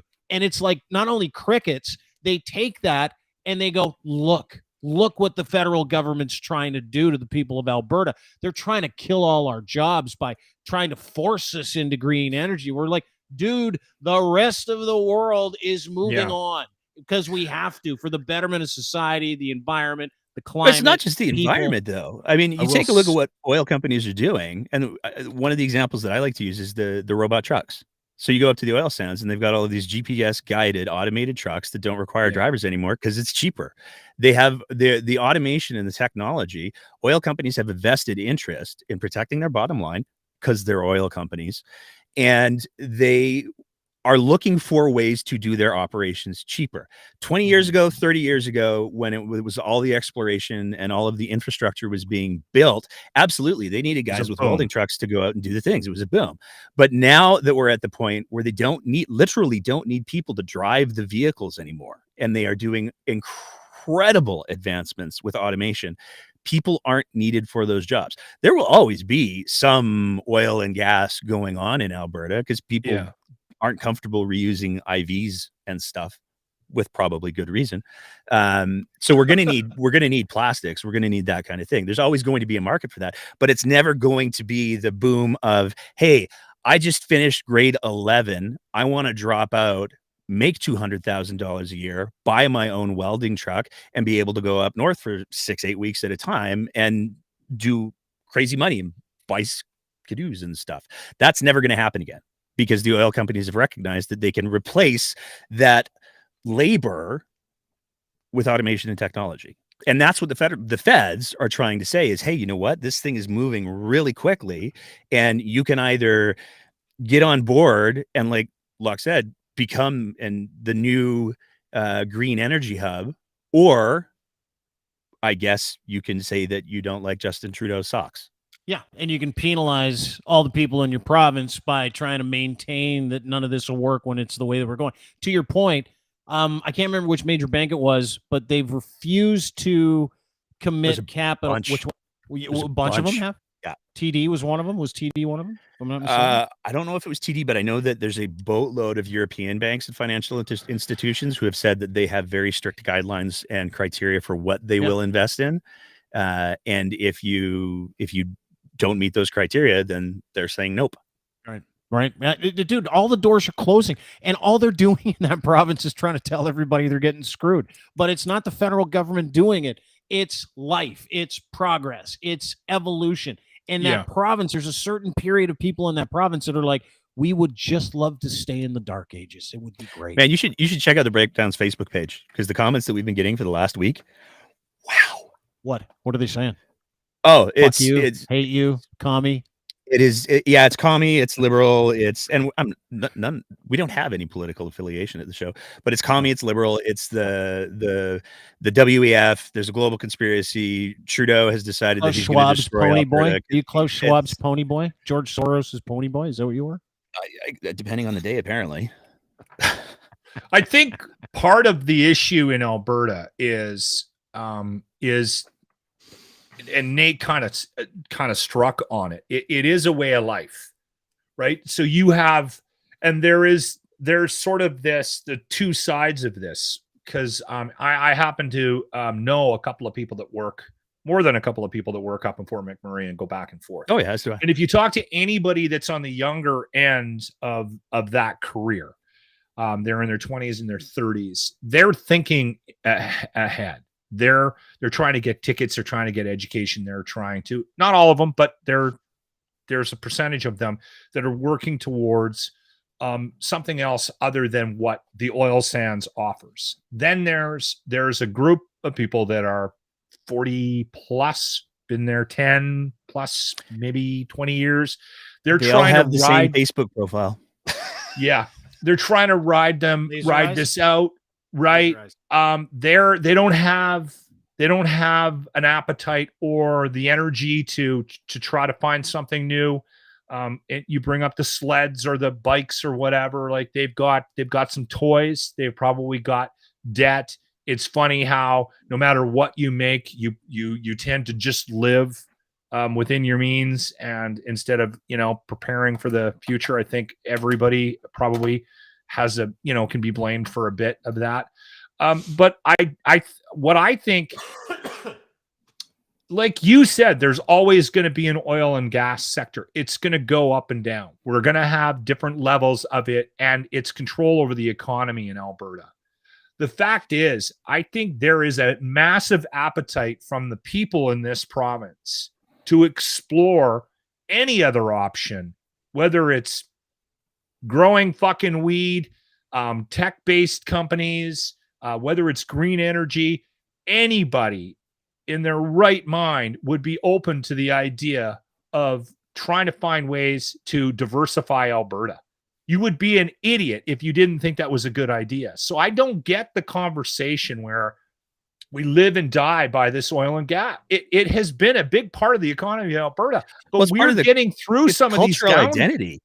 Yeah, we are getting through some of these downturns in the oil and gas sectors because we have diversified in the last 10, 15, 20 years. Right? So things have not been as hard as they were in the 80s because we don't live and die by that teat. Right. So just fucking pull your head out of your ass. Okay, so here's a question I would ask windmills. you. Fucking I want to get and I want Nate's opinion and your opinion on this lock after Nate's opinion. Okay? That's the order I want to go in. Hard to follow. There's three of us. We'll go Nate, then you. So here's the deal. That was very clear. You're welcome. I noticed trends, things, individuals. I notice like overarching themes, right? I'm hard on the alpha male stuff, like the Andrew Tate. I don't know if you're following the Andrew Tate stuff. Andrew Tate telling people that you know what, let's just live like we lived in the odd hundreds where women were our manservants and we're just going to fucking do what we want. Let's turn the clock back. Jordan Peterson, another alpha male. They all stand for the same thing, which is righteous indignation to not evolve as a human being. Like it's not be nice, not treat women with respect like they're human beings. that we have these roles, that things are always going to be the way they are, and we're uncomfortable if they change. So fuck you. There's this big fight from that side about not moving forward. That's what wokeism is all about. We don't want to be forced to be better people. We don't want to be forced to police our language, all that other stuff. Let's translate that to what we're talking about. The province of Alberta, 50% that don't believe in climate change. Are we not talking about a large swath of people that just refuse to want to fucking get better at life? Like, they'd rather stay in the dark ages. No. They are incapable of fucking evolution. Is that what we're kind of talking about? Is that part of this? Or are we talking about people who just are too dumb, don't have the IQ points, incompetent to be able to go, oh, I see. If we bring another industry to Alberta, we'll have more than one industry to count on so that we can employ more people and we can evolve into this new space. We can evolve as people by not calling each other names. We can evolve as people by shutting up and allowing other people to get vaccinated. It just seems like there's a certain group of people that not only don't want change, but would prefer it if no one else did, and they're fighting like fuck to prevent it.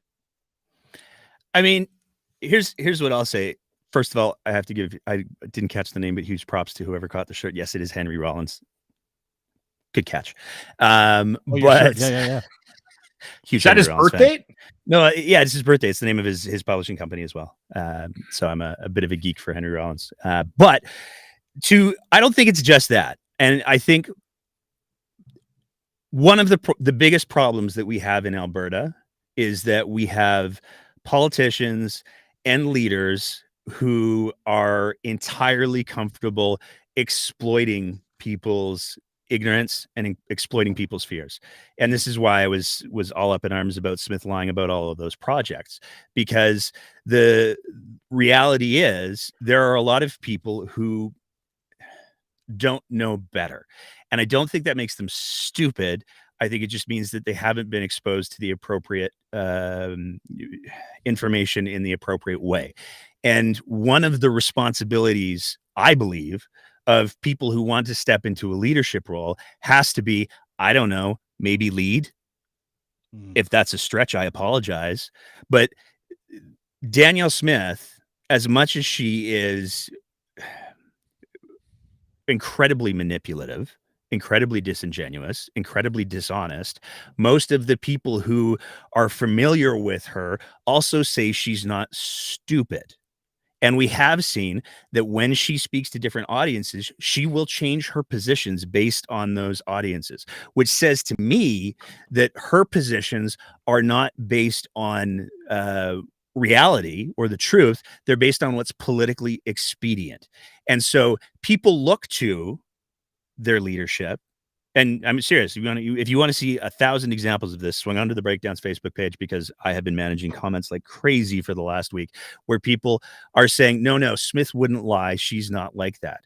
So people, I know, they choose to believe that somebody could not possibly be elevated to that sort of a position if they were dishonest. The reality is they're dishonest. And we've had generations of political leaders in this province who lie because it's easy.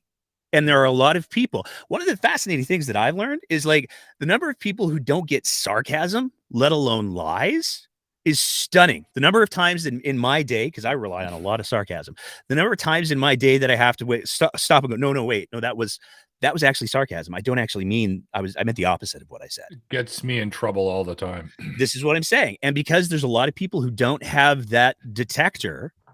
Well, hold it. Let me stop you there. No, you said I was next. Hang on. I know you are, but let me stop you there. Generally speaking, you said I was next. You're the fucking best. We're 8 doing a podcast. You said I was next. But aren't you talking about certain smart people just playing dumb people? Because if it's a proven fact, if you understand sarcasm, if you understand, like, really dumb people have a hard time with sarcasm, right? So if you're saying these are the same people, aren't we just talking about like a large portion of this country just being really fucking stupid, and certain people going, we'll play that. We'll take advantage of that. People have to learn how to be smart, though. Like, that's the reality. Can you learn how to be smart? But yeah, you can for sure. And this is one of the reasons why I think starting points. The booms that we've had in the past have set us up for failure, because there's a lot of people who didn't finish high school who got really high paying jobs. And I'm not denigrating them in any way. I can totally understand why somebody would do that. But there's a lot of people who did not learn the skills of, quite frankly, critical thinking. This is one of the reasons why people will fall down the anti-vax rabbit holes as easily, because it looks real. And if real, well, if you don't know how to look at it, it's on my Twitter feed. It's got to be real. It's on the internet, dude. I read it on the web. Exactly. Lachlan, your turn. Sorry. Go ahead. Is Lachlan going next? Yeah, I'm going next. Okay. You're next. Okay. Now listen, Nate, I always appreciate your visits here to this little podcast. And I love having you here. But clearly this was a question that needed my approach, not necessarily yours. There you go. Yeah. I knew you guys were all waiting for it. And that's why I'm going last. And here's what everyone needs to know about where we're at as a society. And it's not just Alberta. It's the entire country. I think we have reached a point where people they have been lied to so much and for so long. You're saying it's a generational thing, Nate. You even admitted that from a government perspective. We have been dealing with politicians lying their faces off at the stump hundreds for of years. Yeah. People are just sick of it. But not also, like this. Like it's like so readily available information that we all know is wrong, and she's standing there and they're hold on. There going, when you've been lied to for so long, you go out of your way to try to create your own narrative. Now, because I refuse to believe that everybody that believes certain things that I don't believe is just a fucking idiot. I can't live in that world. And I don't think that that's the case. Like, if you don't believe that this is like, if you and I have different opinions, I don't think it's healthy for me to just, and Nate, you're like this. I know you're like this because you push back on not everyone's just fucking stupid. I think they've been lied to for so long. They're putting a protective bubble around them, and they're only letting certain information in, is I think what the issue is. And also, I think part of the issue with the sarcasm, it's also Nate, stupid. It's not a smart way of getting through life, but it's a protective measure that a lot of us have, whether we finish grade 12 or not. I've been guilty of this as well. You put this bubble over you and around you, and you don't let other information in because it doesn't. It makes you uncomfortable and you have to use your fucking head. And I'd rather just drink 6 beer tonight and not think about it. The other thing is, I think anger does something to your ability, your cognitive functions. Oh, and we've been so fucking angry for the last 2-3 years specifically.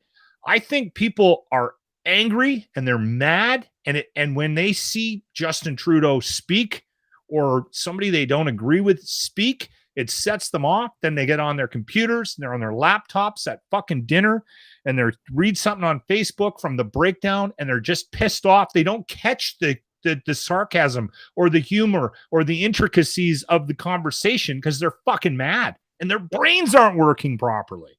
Yep. And the vaccine screwed everybody up.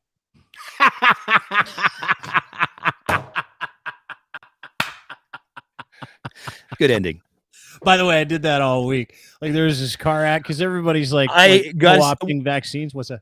I wanted to ask, was that because of the stupidity from the Western Standard here in Alberta? Because you started posting that right after, and I really appreciated that because that was just...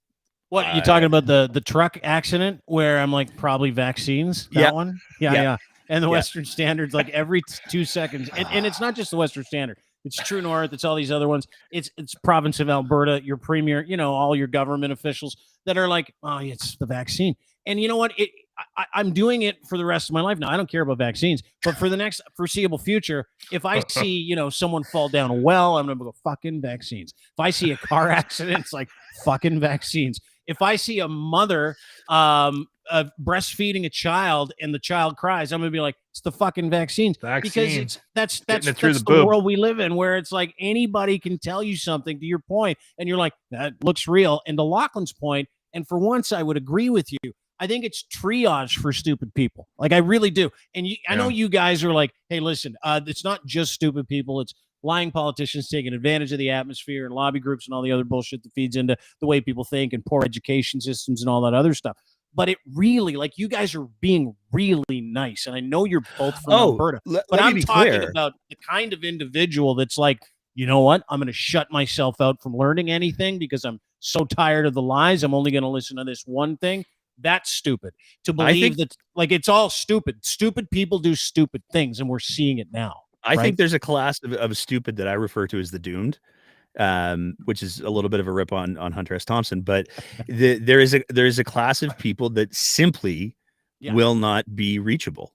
It's unfortunate. It's tragic. It makes me sad. But they are simply unreachable. They are so entrenched. They've gone so far down the rabbit hole. There's nothing that anybody can do. And there's a certain degree of, well, we talked about that earlier. They're like walking co-optable nuclear weapons for certain people too. Yeah. But that's where I think it's so important. Jamie Saleh, Theo Fleury, like they're so far gone. I think you're right. There is that faction. And we talked about it earlier, Nate. And I was suggesting you just got to change. You got to wave something shiny over here. Hey, what about this conspiracy theory? Just give them something else to focus on. But the problem is like, you take a look at Smith's leadership campaign. Who did she have host one of her campaign events in Calgary? Ezra Levant. Fucking Theo Fleury. Oh, and Theo Fleury? She legitimized him. And that's the problem, is that you have these politicians who are so craven and so manipulative that they will do anything they can to take advantage of people. So she legitimized Theo Fleury. She got a hold of his whole little Jolly Pirate Nixon bunch of followers, and they pushed her through the leadership. And now they're emboldened. And she's walking the tightrope of, well, I guess I've fired all of these people up. What am I going to do with them? But the problem is, we saw, Smith is the next natural iteration of Kenny. Kenny tried to do that. He tried to just do the cultural oil and gas thing. Even Kenny was like, wow, there's some folks that are just a little bit too far. But Smith hasn't done that. And we just keep having these people who are so interested in their own personal power that they will say and do and take advantage of anybody that they can in order to advance their own position. And it's irresponsible and it's reprehensible. And that's why it's so important to me. I'm not going to go after Theo Fleury or Jamie Saleh or whatever, because we'll do it. We'll do that. Got that covered. I got it's just such low hanging fruit. But I know. I love how you looked all hungry on that one. But it is. I know. They're not going to change. No. Yes, that's my point. And that's why I keep telling Dean, you are wasting your time. I don't know what you're doing. Like, well, go after the Smiths, because those are the ones that are manipulating people. Well, those are the ones, and they know what they're doing. But there are levels of manipulation, right? Like I go after Jordan Peterson, right? I go after Andrew Tate. Yeah. I go after the big influencers that are smart enough to know the difference, that know exactly what they're doing by kettling people in their thought process and all that other stuff. Yep. I don't feel sorry for Jamie Saleh. I don't feel sorry for Theo Fleury. No. I don't feel sorry for anybody who's gotten some gusto from this movement and they've hung on to it specifically because they're all wrong. Like Jamie Saleh is all wrong. She put something up from Good Science in the other day. My buddy Martin Schenk that runs leadstories.com in Belgium, fact-checking company for Facebook, sends this to him. And he's like, hey, just so you know, Good Sciencing is run by the guy that owns Newsblaze, and he's a fucking lunatic down in the United States. And all the stuff he puts out is bullshit. It's owned by two guys. David Icke is another guy. He owns another thing called Newsblaze. David Icke and another guy named Sam Adel, ADL. And he sent me all the information about these guys. And these guys... And conversations he had with them, they're like, yeah, this is just a money-making thing for us at this point. Like, that's all it is. So I go after those guys. I go after leaders in that culture, and she's one of them. But I also am smart enough to understand that, they're just taking advantage of people that can't, that sit, like, literally, that probably went to high school in the library. Like, that's exactly who we're talking about here. We're talking about those people not being smart enough to understand reason. Because people that are too dumb to do life don't have the ability to reason. They also don't have an understanding of how things work. And that critical thinking portion is never there. right? It's never there because it's so much work. And in fact, I would say this, and you've seen me go off on religious people before from time to time.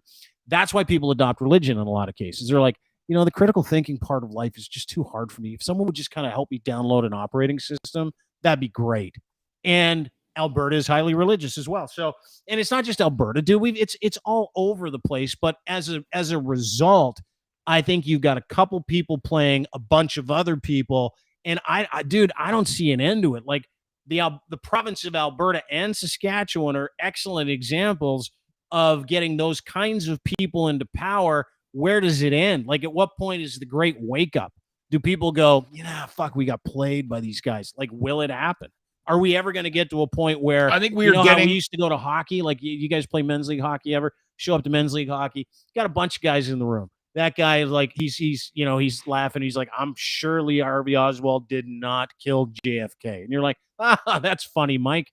And then you got Bill over here, and he's like, yeah, you know what? I don't drink. I didn't get vaccinated because I'm a little. You're like, oh, that's funny, Mike. Like prior to this, all that craziness that defines people now as dumb generally or questionable, in terms of intelligence, that wasn't a problem for us like 5 years ago, right?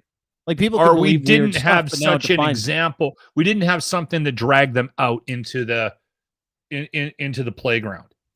Yeah. Right. This is dragged that group out into the playground. This has dragged everybody out into this big open field, and it's branded them, right? Like I've told you that there were so many guys that I knew that were like bringing up JFK, bringing up a 9/11. Have you seen this? I was really the chemtrails, like those guys that had to have those conversations in every social situation. They're the anti-vaxxers and the anti-maskers. This was just new. This was just a new thing for them. That's all it was. I think part of the problem is that people can now go, and I'm going to go down the social media road because I think it's a tool. I think that David Bowie was incredibly prescient when he was talking about it. But when we talk about, if I want to believe in chemtrails, all I have to do is go to Facebook and type in chemtrails, and I can find 50 groups that are going to say, oh yeah, man, it's a thing. I can get that confirmation bias really, really easily. And it gets really flat earth. Exactly. I mean, how do we have that? I just can't. Wait a second. The earth isn't flat. No, it is. It's fine.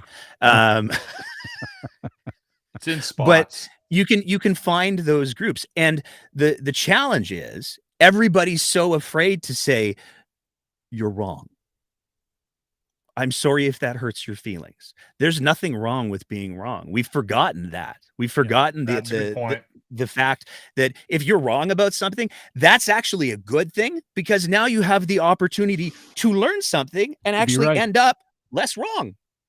And what's even more rare, of your life, Nate, to add an extension to that, an amendment to that, very stoic, is good for you. Very stoic. I like it. Is we've also lost that ability to go, hold on, I'm wrong.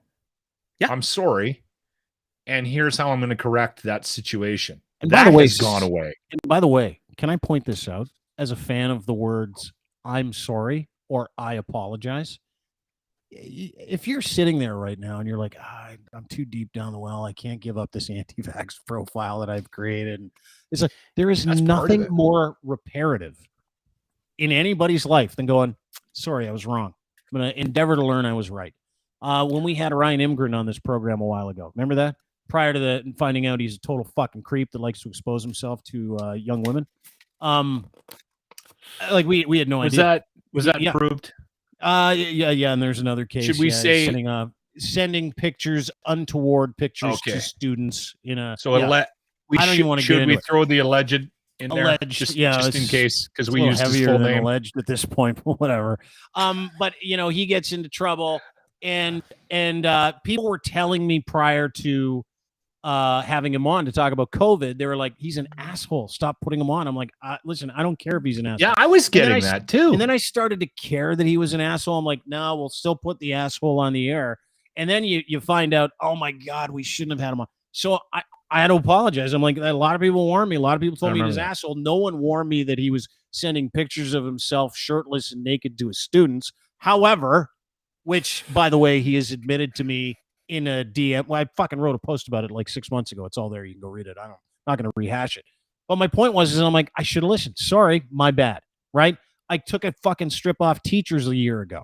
I'm like, what do they complain about? They get summers off. And then one of my teacher friends is like, can I talk to you about this? And I'm like, sure. And so he started explaining it to me, and I'm like, oh, I'm way wrong. And he goes, yeah, you're way wrong. It's not seriously, just an idiot thing to do, right? And I'm like, I'm trying to big dick myself into Twitter one day a couple of years ago, and I'm like, summers off is pretty good though.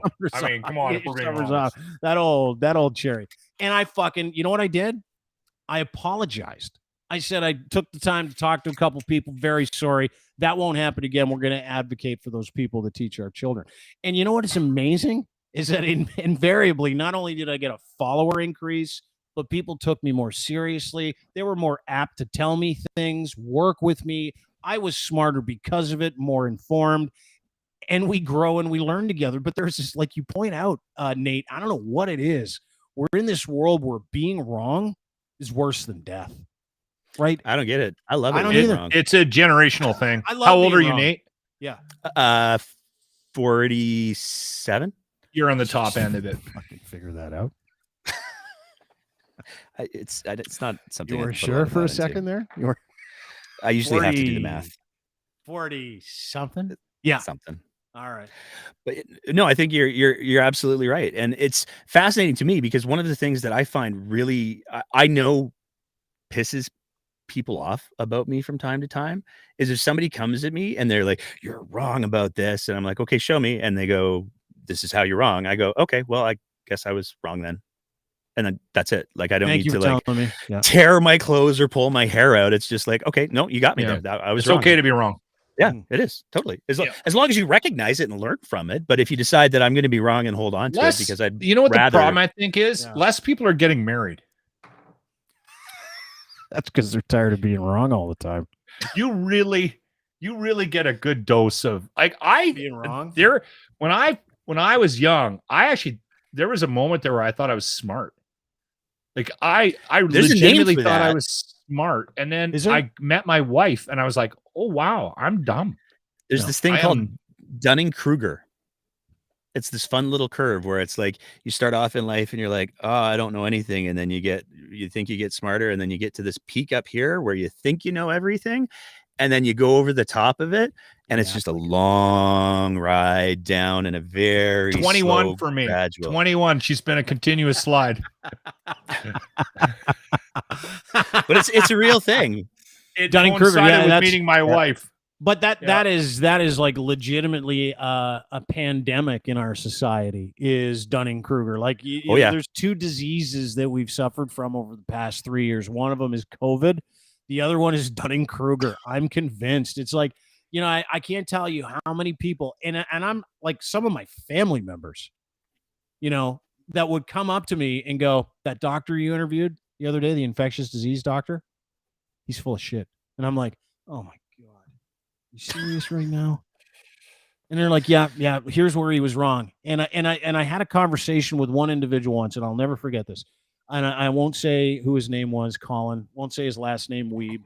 Doesn't matter. Calls me one day after we have Dr. Mario Alea on, who was very middle of the road talking about vaccines and stuff. And he phones me and he's like, where the fuck do you find these guys? I'm like, medical school? And he's like, oh, yeah, he's a fucking idiot. I would never go see that doctor. I'm like, because he advocated for vaccines? And he's like, yeah, totally. He doesn't know anything when he's talking about. Let me tell you, my friend Colin Weeb dropped out of high school in the 12th grade, 2 months before graduating. He's a laborer, okay? And his literal hobby is airsoft. That's his hobby. That's it. That's what he does. Never been married. He's 44 years old. Great guy to have at a party prior to the pandemic. I haven't had anything to do with him since. And I remember saying to him, dude, the limited knowledge you have in life comes from airsoft and working as a laborer. And you're going to tell me that I need to call the doctor that went to school for 20 years to tell him that he's totally wrong about everything he said on our podcast? And he's like, yes, I demand it. See, He's like, I want his phone number. There's And this I'm like, like wow. fear of okay. expertise. I like having experts. I like having people who are smarter than me about things, so I don't have to worry about learning those things. I don't want to. I have two vehicles. I have a unique fixer-upper opportunity that I got when I turned 40, because that's what you do when you're a middle-aged white guy and you turn 40. And then I have my truck. I can work on my car because it's an 82 LeBaron. It doesn't have any technology in it, so I could do the things with that. But when my truck has problems, I don't want to screw it up. I take it to somebody who knows what they're doing. I don't think that makes me a lesser person. I find comfort in knowing that I can identify experts who can do the things for me. If I was to get diagnosed with some sort of horrible condition that I didn't know anything about, I wouldn't say, I'd like to give myself some time to really let this thing progress so that I can catch up to, I don't know, the sum total of medical knowledge and maybe try to no, I want an expert to tell me what to do. Right, I want somebody who does this for a living all day, every day. And I'm going to trust their expertise. They're going to get it right more than they're going to get it wrong. But I know that I'm going to get it wrong way more than not, because I don't know anything about it. And that's the damage done by in society with being lied to so much, right? By being like, by things coming out the way you didn't expect them to,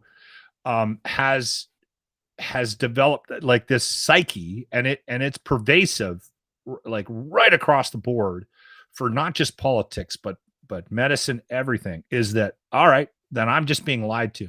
I'm constantly being lied to. So if the politicians if everyone's lying and everyone's full of shit, then my dentist has got his head up his ass. I'm not going to go to my doctor because he's got his head up his ass. I am not going to believe anything anybody says. Yeah, but anybody that gets lied to, that decides they're just going to fucking shut everybody out in every profession because they're just going to not believe everybody, that's pure psychopathy. That's the kind of shit. It's happening. Dean, it's happening. You need, those people don't need to shut people out. You know what they need? Fucking major therapy. That's what they need. They need a psychotherapist. They need a psychiatrist. They need to go in and go, why don't I trust people? Because this person lied to you. Well, guess what? There are a lot of people out there that tell the truth, and the government really has nothing to do with your fucking day-to-day either. That's the other part of this. So if people are using that excuse, it's so weak at this point, they can fuck off, legitimately. And I know Nate's shaking his head because he's agreed with me because he's smart. But that's just passing the buck to remain stupid, if you ask me. That's what it is. There's the way that I always look at it is, in any profession, there's always sort of the spectrum of who's good and who isn't. And you've got the top 10% on one end that are absolutely amazing. Those are the ones that everybody wants to talk to because they are so good at their game. And then you've got like 80% in the middle that are like, okay, they can do the things, they can get the job done, they'll do a good job of it. And then you've got the bottom 10% that are the ones that are causing the problems for everybody. But that still leaves us 90% of people who are competent, at the very least, if not excellent. And to discount an entire field because we've got 10% of idiots down there on the bottom end, we should be doing a much better job of labeling the idiots as idiots. I mean, although I think there are examples where you can paint the entire industry with one brush. Have you guys watched the Madoff doc on Netflix? Yeah, the financial industry. Like, yeah, you could probably paint those guys. If anyone invests after that, you're a lunatic. I don't know why you would ever consider. Have you seen that documentary? It's insane. Fucking wild. Over 30 years. Over 30 years. He was screwing people. Like, and they were like billions of dollars. They did nothing. They did nothing. So he would just keep taking money from people, going and spending it. And if someone wanted money out, he would take money from someone else, give it to them. He was fucking And we do live in that world where you can't trust people. But if that's going to be your overriding response all the time, Nate, to Lachlan's point, I mean, that's you just gotta be skeptical. Yeah. Like I'm a big believer in the trust but verify. So if somebody says XYZ, then I'll go, okay, that sounds reasonable. I just want to double check over here. And if something like that, then okay, that's all I need to know. But if somebody says something that's absolutely outrageous, like if you give me $5, I'll give you 10,000. There's no part of me that's going to go, oh, that sounds entirely reasonable. Let's do it. Kevin Bacon gave him all his money. Well, accidents happen. Yeah, I guess. Oh, Kevin Bacon. How much did The he one thing lose? about Bernie Madoff, though, I'm glad they caught the one guy in Wall Street that's been ripping everybody off for years. We're good now. You're good, everybody. Go back to the stock market. They caught the bad guy, the monster. But see, here's what my question is with that. The financial institutions tend to be the ones that have the highest levels of corruption, as a general statement that I'm not going to back up with any evidence at the moment. But based on the conversation that we're having, I feel like we can say where people have the most to gain, they will exploit the most. Yeah. And yet, somebody explain Bitcoin to me, please. Oh, it's that's the easy. same thing. Like it's the the same same thing. It's a I don't Ponzi understand. scheme. Do you want me to explain Bitcoin? And then I'm going to get to some bad news, some sad news, just breaking news in a minute. Let me explain Bitcoin first. Bitcoin is fake money created by nerds that found each other in chat rooms to get back at all the jocks that worked at Wall Street. And it was all fake. And they gave him a good run. But like a guy like Sam Bankman-Fried, bottom falls out Jigs when up. you're like, hey, where is this money? And he's like, don't worry about it. No, we'd like to see it. It's like, it's magic. Don't worry, it's in an algorithm. No, it's nothing. That's exactly what it is. It's fake money. And a bunch of like nerd bros found each other in a chat room. It's like, let's get back at the jocks on Wall Street. Like those fucking guys. It totally worked until it didn't.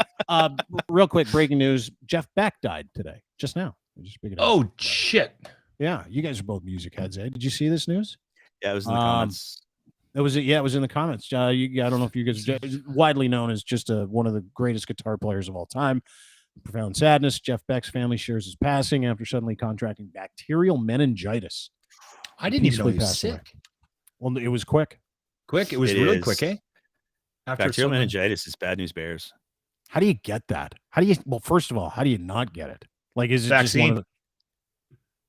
Well, that was a really awful joke and bad timing, considering we're talking about the loss of a legend. But I thought I'd get it in there one last time. You might be right. I was waiting for Dean to throw it in there.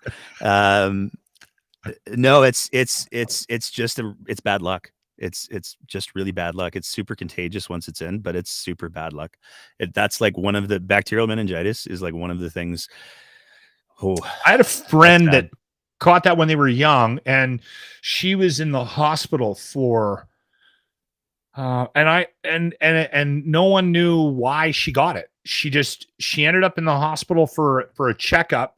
Or something happened. She had to go to the emergency room, and then like a week later ended up back in the hospital in Vancouver and Surrey, and she was there for like a month, dude. Yep. It almost killed her, and she was like 27. This is going to be a weird question. I know it's a virus, but what is it? No, it's not. It's not. What is it? That's why it's called bacterial. Okay, so it's a meningitis. Like, meningitis is it's not a virus. Like going to the wrong swimming pool. Or It's disease?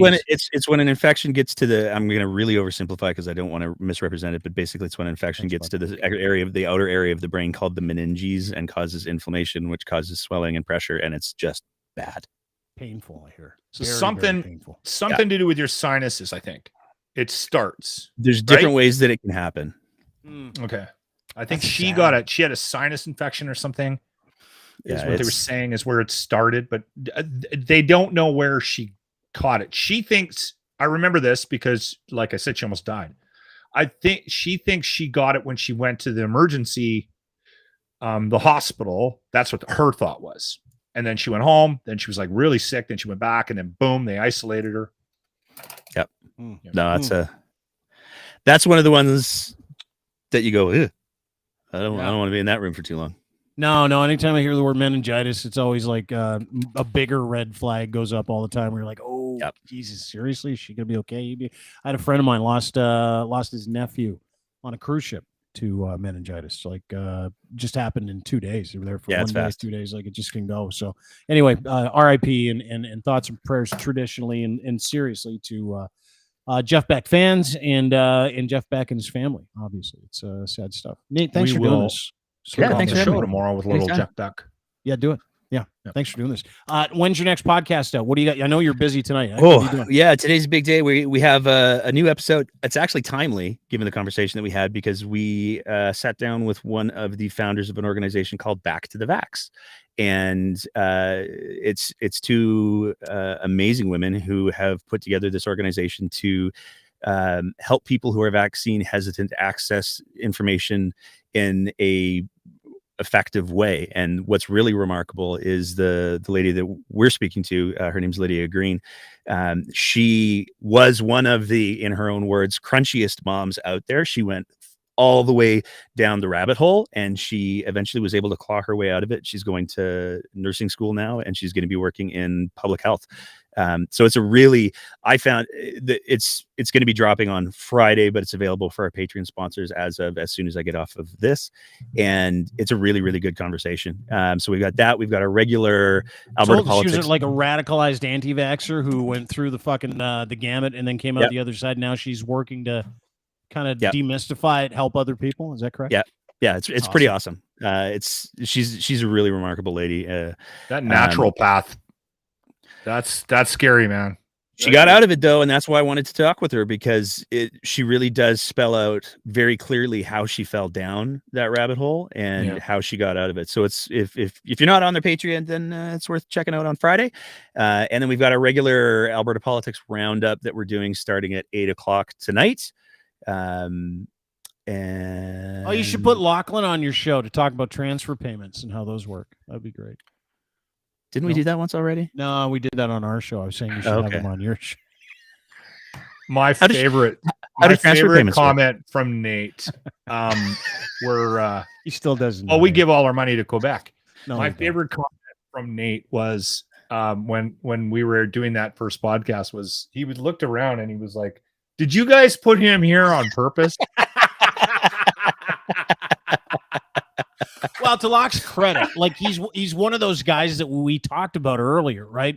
Who, like, if he's wrong, he's got no problem going, "Oh, I didn't know that. Thank you for telling me." Yeah, right? no. So, yeah, he's good about that.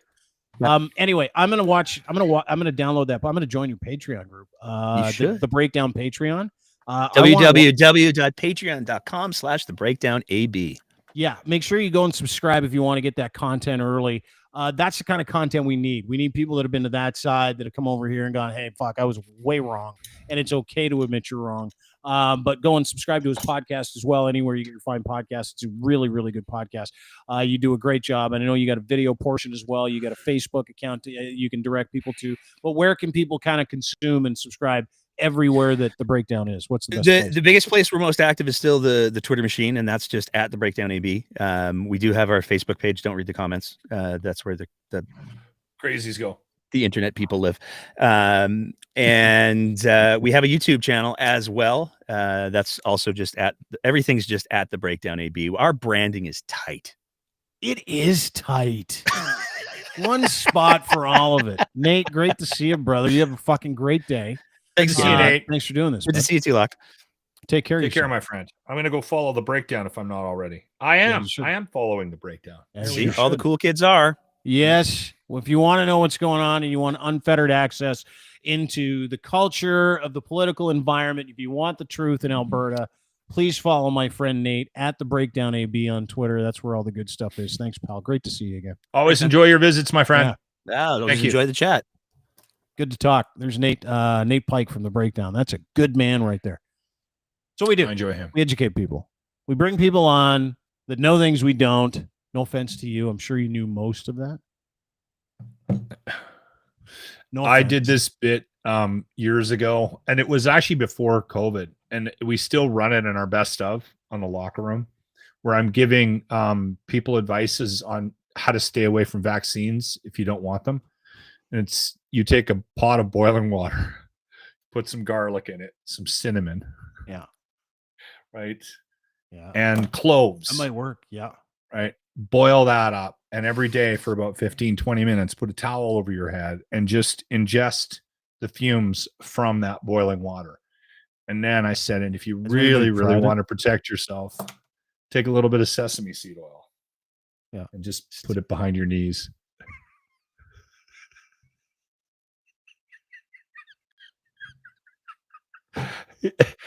Every time that bit plays, we got to complain about it. It reminds me of the time when my 17-year-old beautiful kid, when he was like 5, he's in the back seat of the car and I farted in the front seat of the car.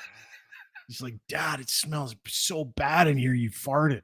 And I'm like, dude, take big sniffs. It'll go away super fast. This is what he did. Oh, it's not working, Dad. It's not working. That was a 5-year-old. You're talking about adults who will probably go and do that. So I dig the game. I love it. I think the reason we hold it. Let me the just reason say we this. get complaints a about really that good antidote, though, a good antidote for the vaccine, and I have heard this, if you did get vaccinated, didn't want to, is if you stick your finger in your butthole for like an hour and really ream on it. That apparently helps too. Well, you know, had Aaron vaccine, Rodgers you want to did. get rid of it. What did he do? So we found this out from Ray Roth. So when you remember when he was on national television saying that he was inoculated and that he was taken care of and that he was doing his own thing. Yeah. So he went to some spa in Arizona or something and spent a weekend getting coffee enemas. That's what that was. And that was going to protect him from COVID-19. You can't even make it up, right? Like, and that's why people get, because the people that have been triggered by that bit where I'm talking about, you want to avoid vaccines, you don't really need to take them, right? Your kids, all they need is this pot of boiling water every day for 15, 20 minutes. Little sesame seed. But it's every day for 10 years. And if you don't do it for 10 years, you're fucked. That's what you got to make sure you include in that messaging. The problem is there are people out there that do shit like that. Like they're triggered when they hear that break. So they're the ones I'm making fun of. And the problem is I grew up with those fucking people.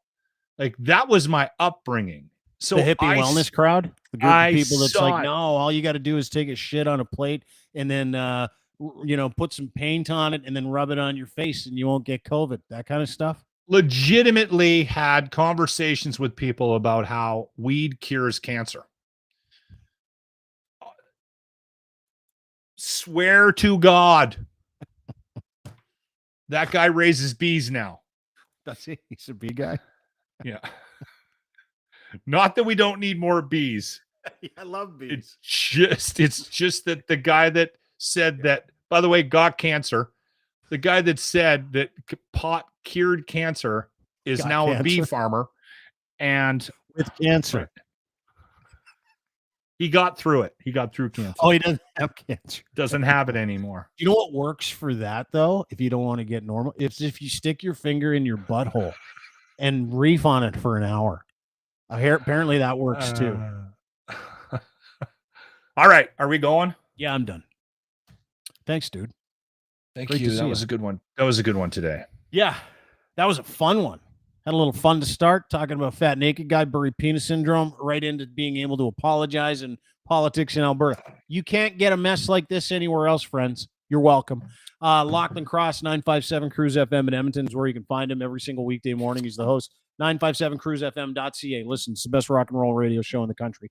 Guaranteed you'll love it. You can follow him on Twitter as well, at Lachlan Cross. Thanks, bud. Great to see you. Talk to you soon. We'll kick off the show with Jeff Beck tomorrow. Have a good one. All right. Thanks, bud. Take care. Yeah, sad news. Jeff Beck died. Bacterial meningitis. Matter of time. Everybody's like, it's the vaccine. No, it ain't. Bacterial meningitis. Relax, everybody.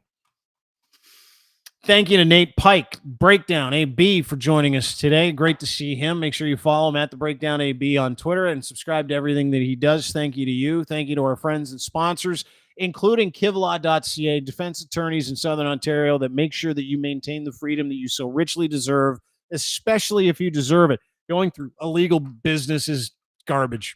It sucks. And you want to make sure you got a guy on your team that I know who happens to be an good individual and one of the best defense attorneys in Southern Ontario. Go to kivlaw.ca if you're up against it. Make sure you email Robert today, robert@kivlaw.ca. He will help you out, guaranteed. Excuse me. Pardon me. Also, very special thank you to our friends at Ed's Fine Imports. His Gitch, we wear them all the time. So can you. Luxury branded boxer briefs come in a bunch of different colors: purple, red, yellow, orange, black. Not only are these underwear top boxer briefs, they're a prospect minimum soft stretch, unbelievable, engineered by any level of performance, moisture wicking. They are durable, resistant to piling, resistant to shrinkage, with fly hole, super soft fabric. You'll never get a better pair of underwear. Go to edsfineimports.com. Gitch3 is your promo code.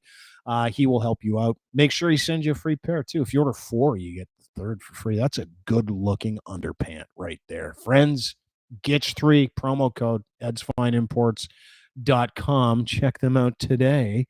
And again, kivlaw.ca. Top criminal defense attorneys go there today as well. And how about our friends at Cantork? Listen, Colin, I know you're watching this. He's the owner of Cantork. And I know you sent me some new copy, updated copy. And I know the updated copy was to talk about all the incredible things that you do at Cantork. And I have it right here. But I can tell you this, is that I think the original copy was really good. You guys make rugged, hardworking, beautiful torque wrenches, Canada's leading industrial tool experts, offering you the very best in sales service, rentals, calibration, and maintenance, custom fabrication, torque tools no one else makes, Canadian company, Canadian made, Canadian manufactured, all here in Canada. No matter the scale of your bolting project, cantork.com has your solution. And what are the tools that they make? What are we talking about? Not just Canadian made. They're actually Canadian made and assembled from parts that come from the other side of the world. Secondly, these tools are to put things together and take them apart. Places like gas and chemical plants, power plants, pipelines, wind turbines, mines, railroad. The list goes on and on and on. If you're in any of those industries, cantork.com. Check them out today. Colin will help you. Guaranteed. Guaranteed. That's what I love about Colin. That's what I love about you. Thanks to everybody who joined us. Really appreciate it. We'll be back tomorrow right here on this very program. And the food professor will be joining us, Sylvain Charlebois. He's going to explain why food is so fucking expensive. And then he's going to calm everybody down. I don't know how he's going to do it, but he will. It's like the smartest mind when it comes to food in this country. Maybe one of the smartest in the world, and he's going to join us here to talk about supply chain, food prices, all that stuff. So you want to learn something with us. And he's a great guy. He's a lot of fun, and nobody trolls better than him. He's incredible. Great guy, Sylvain Charlebois from Dalhousie University. He's the food doctor. We're going to chat with him coming up tomorrow on this very program, and then we've got an announcement coming up on a Friday. Mark Borey's going to join us for that as well. So not done yet. Enjoy your Wednesday. Have a great day. We will see you tomorrow, 4:00. Bye. Oh, my video thing doesn't work. I forgot about that. We're going to have to get that out.